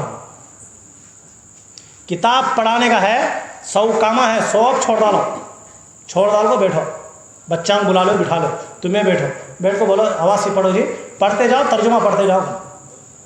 اگر سے تمہیں سمجھ میں آتا سمجھاؤ، نہیں بولے تو ان کو بولو ایک لائن پڑھی، ایک صفحہ پڑھی، میٹر پڑھو، ہماری زبان میں سمجھاؤ، تب یہ کتاب تمہیں گھر میں پڑھانے کا فائدہ ملتا نہیں۔ یہاں ریس لکو ہے سب جگہ، ہر ایک جنا کو بھی کتنی دوری پڑے گے، 2 تو 3 پڑھیں گے، میں 5 پڑھیں گے، اور اس کی کیا فائدہ کیا ہے پڑھا؟ غوث پاک علیہ رحمہ 3ویں سال کیا تھی معلوم تھا کو؟ کتنے جنے ہاتھ پڑھانے والے بیٹھے تو بلّہ جنے بیٹھے ہیں آلموسٹ۔ میں تمہارے سے سوال پوچھتا ہوں، یہ کتاب سے 3 دھوریاں 2 دھوریاں پڑھے سے والے بھی ہے، 5 دھوریاں پڑھے سے والے بھی ہے۔ ذرا دل میں ہاتھ رکھ، دل کو ہاتھ رکھ کو بولو، غوث پاک علیہ رحمہ جب گیلان سے نکل کو بغداد شریف گئے کتنے سال میں گئے؟ اور 3ویں سال غوث پاک علیہ رحمہ کیا کھائے؟ سوال کر لیں، تبھی معلوم ہوتا تمہیں کتاب پڑھتے کتاب سنتے ہندی گھر میں۔ اب ایک جنے شکایت کرے، صاحب کہے گا بھائی کتاب ہی پڑھتے نہیں، شوق ہے تمہارے گھر میں پڑھا لو۔ میرا کام ہے آپ لوگوں کو صحیح معلومات دینا پیرانے پیر کے واسطے، پیرانے پیر کے توسل سے آپ لوگوں جو جم رہی، اس سے میں یہ جو کتاب ہے میں لاسٹ ٹائم بھی آپ کو دکھائیں، سیرت غوث اعظم، کتنی موٹی ہے وہ کتاب۔ یہ کتاب دیکھو کسی ہے، دیکھیں غوث پاک کے واقعات کس میں زیادہ حضرت ملتے ہیں؟ ہاں یہ کتاب میں، یہ کتاب ہے۔ ہاں گناہ ہوتا کیا بھی ہوتا نہیں، میں بہت سا نہیں بولا۔ یہ کتاب کے اندر بہت سے واقعات، صرف ایک واقعے کو 4 پیپروں میں بیان کریں۔ ایک نظم کے اندر، نظم لگانے میں کم سے کم آدھا پیج ہی ایک لفظ میں ختم ہو۔ اس میں چند مخصوص ہے، میں یہ کتاب میں پورے غوث پاک کی زندگی نہیں ہے، لیکن یہ کتاب پڑھانا برا بھی بولتا نہیں ہوں، غلط فہمی میں جانا ہو، جو طریقہ ہمیں نکالنی، اتنے دھورے نہیں۔ یہ کتاب پڑھانے کا مین مقصد سمجھو، گھر میں یہ کتاب پڑھانے کا، غوث پاک کی فاتحہ نظم کرنے کا فائدہ کیا ہے؟ ہمارے بچوں کو پیرانے پیر کون ہو کیا معلوم ہونا، ہمارے گھر میں بھی پیرانے پیر کا نام گونجنا، ہے سو اندر کے باہر کے شیطانوں بھاگنا، یہ فائدے کے واسطے کتاب پڑھا رہے۔ اب ایسا نہیں پوٹی لگی ہے کتاب پڑھانے، اب ہمارے پاس ایسے بچے کہاں رہے صاحب کتاب پڑھنے جانا صاحب، ہاں جلدی آیا دیکھ کر، کہاں سے آیا؟ وہاں ایک پڑھنا، وہاں ایک پڑھنا، وہاں ایک پڑھنا، وہاں ایک پڑھنا۔ اب ہمارے پڑھنے والے بچے بھی اعوذ باللہ، اللہ اکبر، ایسے بچے بھاگتے ہیں۔ ایک بار میں بھی پڑھتا تھا، پہلے میری رفتار کس سب سے زیادہ تھی، لیکن اللہ ان کو سلامت رکھے، ہمارے ایک صاحب مجھے بٹھا کو سمجھائے، بولے کہ یہ کتاب کیا آواز سے پڑھاتے ہیں؟ میرا بچپن میں تھا، میں گھر میں جا کے میں بھی پڑھتا تھا 11 مجلس کتاب۔ لوگ آپ بول سکتے ہیں کیا صاحب تمہیں بھی پڑھتے تھی پہلے ایسا چھو، اس کو میں بولتا ہوں سب سے پہلے، تو بولے یہ کتاب کیا آواز سے پڑھا تھی صاحب؟ برکت کے بعد سے، اس کے بعد سے طالب علم کے دور میں تھا مجھے، ظاہر سی بات ہے، تو بولے نہیں صاحب یہ کتاب کا مین مقصد ہے غوث پاک کے فضائل معلوم کرنا۔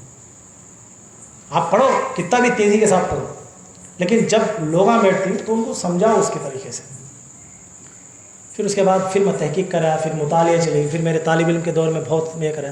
میں غوث پاک کا بہت بڑا عاشق تو بول سکتا نہیں، چھوٹا عاشق۔ جب میرے علم میں ذہن میں ایک حضرت کی میں نصیحتاں بلک جلی قبول کرتا ہوں، کیوں بولے تو میرے آقا کا فرمان ہے، نصیحت مومن کا کھویا ہوا خزانہ کرے، کھویا ہوا مال کہاں سے ملی تو وہاں سے لے لینا ہے۔ اس کو یہ کون تو نصیحت کرے تو پہلے کان لگا سن ہے، تو کہے گا نہیں مجھے بولے گا کبھی بولنا نہیں۔ تو کبھی بھی یاد رکھیں، کام 100 جنے کرتے ہیں تو 100 جنے غلط کام کرنے سے وہ صحیح نہیں ہوتا، صحیح ہوتا۔ آواز سے بولنے سے جھوٹ سچ نہیں بنتا۔ جو چیز صحیح ہے، ہمارے دعائیں کئی کو قبول ہوتے نہیں، طریقہ نہیں۔ ہمارے پاس پیرانے پیر کی مدد کئی کون سی نہیں، طریقہ نہیں۔ ہمیں 11ویں کی کتاب تو پڑھاتے ہیں، بنڈے تو 2-3 چھ، لیکن پردہ بنداز بنتی بنتے نہیں۔ جعفر صاحب کی عید کے کنڈے کر دیکھو تو کرتی حضرت، क्या कर दी, जान हो गया ए बच्चे नियाज है, बेशक अदब करो, खुशी की बात है, कुंडे पूरा चकबंदी कर दो। अच्छा बर्तन कहाँ धोना हजरत, घर में, खाना बाहर जाना नहीं, गड़ा खुद को घर में गड़ाना। कौन बोले, हमारी सास बोली है, सास को कौन बोले, उसकी सास बोली, उनको कौन बोले, उसकी सास बोली, सास इब्ने सास इब्ने सास इब्ने सास, ऊपर के भाषा कौन बोली की मालूम। अच्छा कुंडिया के बारे में तुम्हारा कैसा मान हुआ, लकड़हारे की किताब से, लकड़हारे की किताब में तो है घर में गड़ा खाद को बच्चा से खाना डालो बोल को। मैं बेसिक सिखाता हूँ ज़्यादा, कल आने वाले हमारे औलाद बालिग होती है, बड़े होती हैं बच्चे, एजुकेशन का दौर है, इंटरनेट का दौर है, हर एक बच्चा के हाथ में एंड्रॉइड फ़ोन है, इंटरनेट है, यूट्यूब है, फेसबुक कहाँ है, तो बच्चे अब वो पहले के नाथ नहीं। हमारे घर में है अम्मी हमारे खाना खिलाते, वो देख मैं चांद मामू देखती है, देखो हंसता है, कहता हो तो हंसता है तो बोलते थे हमें। आप बोलो तुम्हारे बच्चे को क्या मैं झूठे बात मत दिया, चांद मामू भी हंसता, क्या आदत है। आज के बच्चे टेक्नोलॉजी के बच्चे, हमें खाना खा देता तो हमारे माँ एक जगह बिठाते तो हमें वो मट्टी के हंडिया, मट्टी के खिलौने, वो हम क्या करते थे तो हमारे घर में हमारे आंट जब आते थे बचपन में, हमारे फुफुआ थे, मेरा बचपना, मेरे जो सहेलियाँ दोस्तां थे, मेरे फुफुआ मेरे आंट बाहर के इतने ज़्यादा नहीं, दोस्तां थी एक दो तीन जने मेरे साथ, जाहिर सी बात है कौन भी दोस्ती करते नहीं थे, डरती थी मेरे से, बचपन में बल्ला शरीर था, मैं मारता था ज़्यादा, तो मेरे फुफुआ ज़्यादा उन सब मेरे से एक 7-8 साल 10 साल 15 साल का फासला हमारे फुफुआ का, तो उनका भी बचपना था, तो उन्होंने हमें मिलकर खेले थे, तो उन्होंने वो बैलगाड़ी बनाते थे, वो कच्ची मट्टी आती थी, उससे टायरा बना को, उसे एक लकड़ी रखो, बोदे का खोटा था, जो लोग हमारे पहले का घर देखे थे उनको मालूम होता, उसकी काड़ी घुसा को उसे एक बंडी के नाथ बनाते थे, वो खेल लेते थे, एक की जगह बैठे थे, हमारा माँ बिठा को खिलाते थे। आपके बच्चे हम बंडी दे उठा को फिरका दी, प्लास्टिक के शेक खिलौने दो फिरका दी, क्या होना बच्चा, फ़ोन दो ले को बैठते, क्या होना बच्चे क्या देखती है फ़ोन में, रीला, देखिए हमारा इतना है, देखिए वो गिड्डे फटे से करता है रीला, और रीला डाले तो खाना खाने का बच्चा, नहीं तो खाते नहीं। आजकल ये नस्ल है, हमारे बच्चा का आज बता को वो देख मैं चांद मामू का तो बोले तो सुनता, तो ऐसे बच्चों को जब बच्चे तो उनको हमें अकीदा कैसे देना, हमें हंक्या मुझको सुननी बचपन में, माँ कुंडे ऐसा करना, 11वीं ऐसा करना, 11 मंजालिस ऐसा धोरी पढ़ाना, हमारी सास बोली है ये ऐसा करना, घरा पहुँचना, छोट कते ये कते वो कते, हमें सुननी। आज के बच्चा सुना सकते थे ना, लॉजिक हमें उसके बाद से बेसिक के ऊपर हमें मेन तवज्जो देना, कुंडे कैसा करना दलील के साथ सुनो, तुम्हें तुम्हारे बच्चा बोलने के लायक नहीं। अब इतने दिन हंक्या मुझको वो कट्टबदल गलत सुननी, अब हमें करते तो सही कि नहीं कि गलत की, हमें उसे करेक्टली ले ले को दलील के साथ चले तो हमारे बच्चा हमें कल के दिन बोल सकते रे कुंडिया गीत कैसा करना रे, ऐसा करना, कौन का नहीं रहेगा कुंडिया गीत ऐसा हमारे घर में। अब कुंडिया गीत भी देखो, इमाम जाफर सादी गौस पाक के भी इमाम होना, सही बोले तो हर मुसलमान करना कुंडिया गीत, क्या हजरत क्या कब तुम्हारे घर में कब्जी कुंडिया गीत, हमारे घर में नहीं साहब, क्या गणपति गीत हुई तुम्हारे घर में नहीं, हमारे घर में है बोले, ये हिंदुओं का डायलॉग है। परसों एक जना गैर मुस्लिमा में मेरे से अच्छा दोस्त से रखती हैं, आते जाते हैं, उनसे बोला हमारे उन्नत बोले हमारे घर में गणपति गीत नहीं स्वामी का, उनके घर में है, ये ज़्यादा मैं हिंदुओं से सुन तुम आता है, मुसलमानों में शुरू हो गए कुंडिया गीत कहता नहीं हमारे घर में नहीं साहब। अब्बा गौसे पाक के इमाम जाफर सादिक जिनका एहसान दीन को है, जिनके खदमा हमारे सिराम को, उनके नाम से फाते दिलाना का तो भी घर में हना 11वीं हमारे घर में नहीं, इनके बड़े आदमियों को खर्चा करना पसंद ना हो, जरा कंजूस टाइप के आदमियाँ होकर जब खर्चा करें ना उसे घर में नहीं बोल रच्छा करे, हमारे को तो है नहीं। अब थोड़ी देर बोलते नहीं साहब कहीं का हूँ बोलती हैं तुम्हें, वैसा नहीं। एक बार वो 11वीं करे है तो हमारे फलाने आदमी को क्या कि होया कहते जब से डर को कर लेने, ये बात तुम्हारे कान में कौन डाला है? 11वीं करे तो जैसा होया, कुंडंगित करे तो जैसा होया, तो कौन बोली? शैतान, हजरत शैतान लानतुल्लाह अलल कादिबीन, सबसे बड़ा शैतान। नहीं बोले तो घर में है हमारे औलिया अल्लाह ना हमारे, उन्होंने बोले थे कहीं का जम्मा कुंडंगित नक्को का तो भी सुनी नहीं करी है, देख ऐसा होगा देख कर बोल दे। पहले कुछ गुमान से करे थे इनसे लड़को साहब का बयान सुन को कल 11वीं करना सर गौसे बाग के घर में नहीं तो भी बोल को सुन को जाओ कल करी थी 11वीं कार दे में सास बोलती थी, नहीं तो दादी बोलती थी, नानी बोलती थी, कौन गीत बोलती, अम्मा तो बोलती कम से कम, नहीं तो सैला तो बोलती नक्को गे कन्ना को गे क्या की होता बड़े दिन छोड़ी मतलब क्या के मकसद से जुड़े थी इनो अल्लाह इनो रसूल अल्लाह अयाज़ बिल्लाह अस्तगफिरुल्लाह।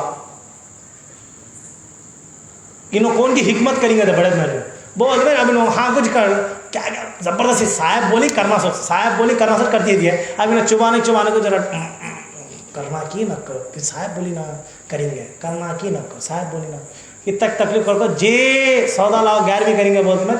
बेगम बोली बोलते मैं सुबह में उठ को फ्रेश हो को तरकारी गिरकारी सब ले को घर को आको रख डाला से बैठा था। अब ये एक प्रजर था, अब फिर ज़्यादा तरकारी आदमी सही करती है बोल। अब वो कैसा आता था तो अच्छे काम करने के वास्ते कौन इंकरेज करते हैं हमारे सोसाइटी में, उसे रुकाने के वास्ते बल्ला जी ने डिसएंकरेज करते हैं। दे तरकारी आगे इसकी सही पकाती है कि क्या पकाती है बोली तो सुनती नहीं दूर बोलते अब डाउट। अब यहाँ गई डाउट में आगे ही थी, अब करना ना करो। अब मर्द को बोले तो गले में था तरकारी वेस्ट होया थी, गोश्त वेस्ट होया था, पाप तकलीफ से पकाते में पकई सोच क्या कि माँ ले लेकर आगे ले एक बार देखेंगे लेगा तो पकाते में इसका शोहर काम हो जाता था, जाकर आता सुड़िया पर पाँव पिसल वो गिरता, बच्चे पानी डालते में दे मैं बोली नहीं नक्को का तो 11वीं करी है दे गिर गया। अल्लाह के नबी सल्लल्लाहु अलैहि वसल्लम इरशाद फरमाती मुसलमान वो है जो बदगुमानियों पर यकीन नहीं रखता। कतो यकीन रखा से वाला मुसलमानी से नहीं बोली सरकार, तुम्हें नहीं करे है तो भी जब गिरे आता जब कौन सा बहाना ढूंढते थे, जब क्या बोलती मानो ये बहाना नहीं था, नहीं कौन गया पानी डाले सो बच्चा हूँ गिर गया है वो ये 11वीं का बहाना है। 11वीं नक्को बोलो को करिए देख गिरे, ज़रा दिल पर हाथ रख कर बोलो जो पिराने पीरू 12 साल की डूबी हुई कश्ती को निकाली, खबर के मुर्दे को बचाई, मर गए सब मुर्दियाँ को ज़िंदा करी, उनकी 11वीं पढ़ करने से हमारे घर में कभी भी ऐसे हाथ से चलती। जो इमाम जाफ़र सादिक के नाम से फातिहा करने से हमारे घर में ऐसे हाथ से चलती नहीं। ये सब हमारी बदगुमानियाँ, जिद को करो ऐसे काम क्यों? ये 11वीं ये कुंडे के ईदा ये सब क्या वास्ते है? ये अल्लाह को राज़ी करने के वास्ते। देख अल्लाह तू जिसे अपना महबूब बनाया, देख हमें उनके नाम से कितना एहतिमाम करती हैं। ऐ अल्लाह तेरे नबियों तेरे वलियों के इस मोहब्बत के वजह से ऐ अल्लाह तो हमसे राज़ी हो जाए, अल्लाह की रज़ा के वास्ते। ऐ अल्लाह तू इनको महबूब बनाया, उसको हम उन्होंने भी हमारे महबूब। ऐ अल्लाह हमें उनके नाम से इसाले सवाब कर दी।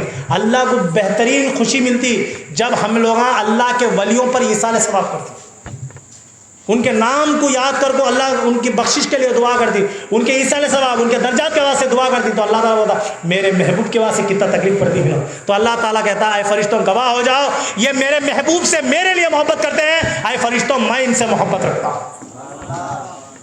कभी भी याद रखो ये बदगुमानियाँ बदगोशियाँ दूर दिमाग से निकालो माँ।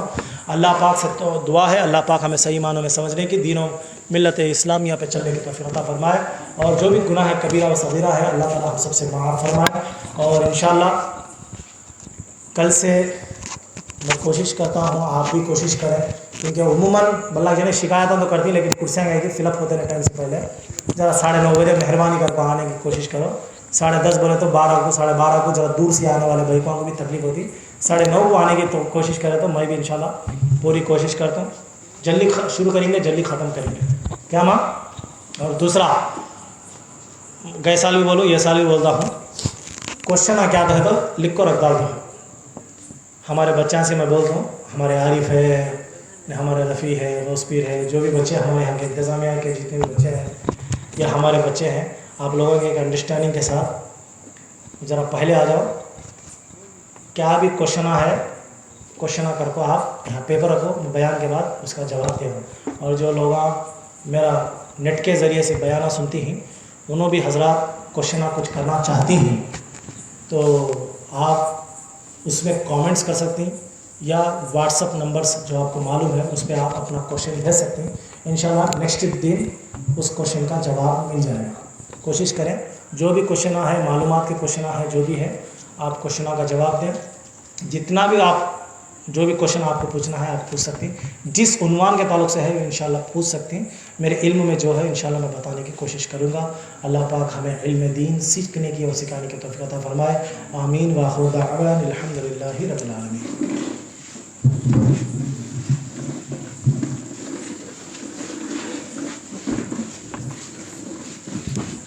मेरी पीठ दिखती है पीछे से, पीछे जाकर बैठे मेरे।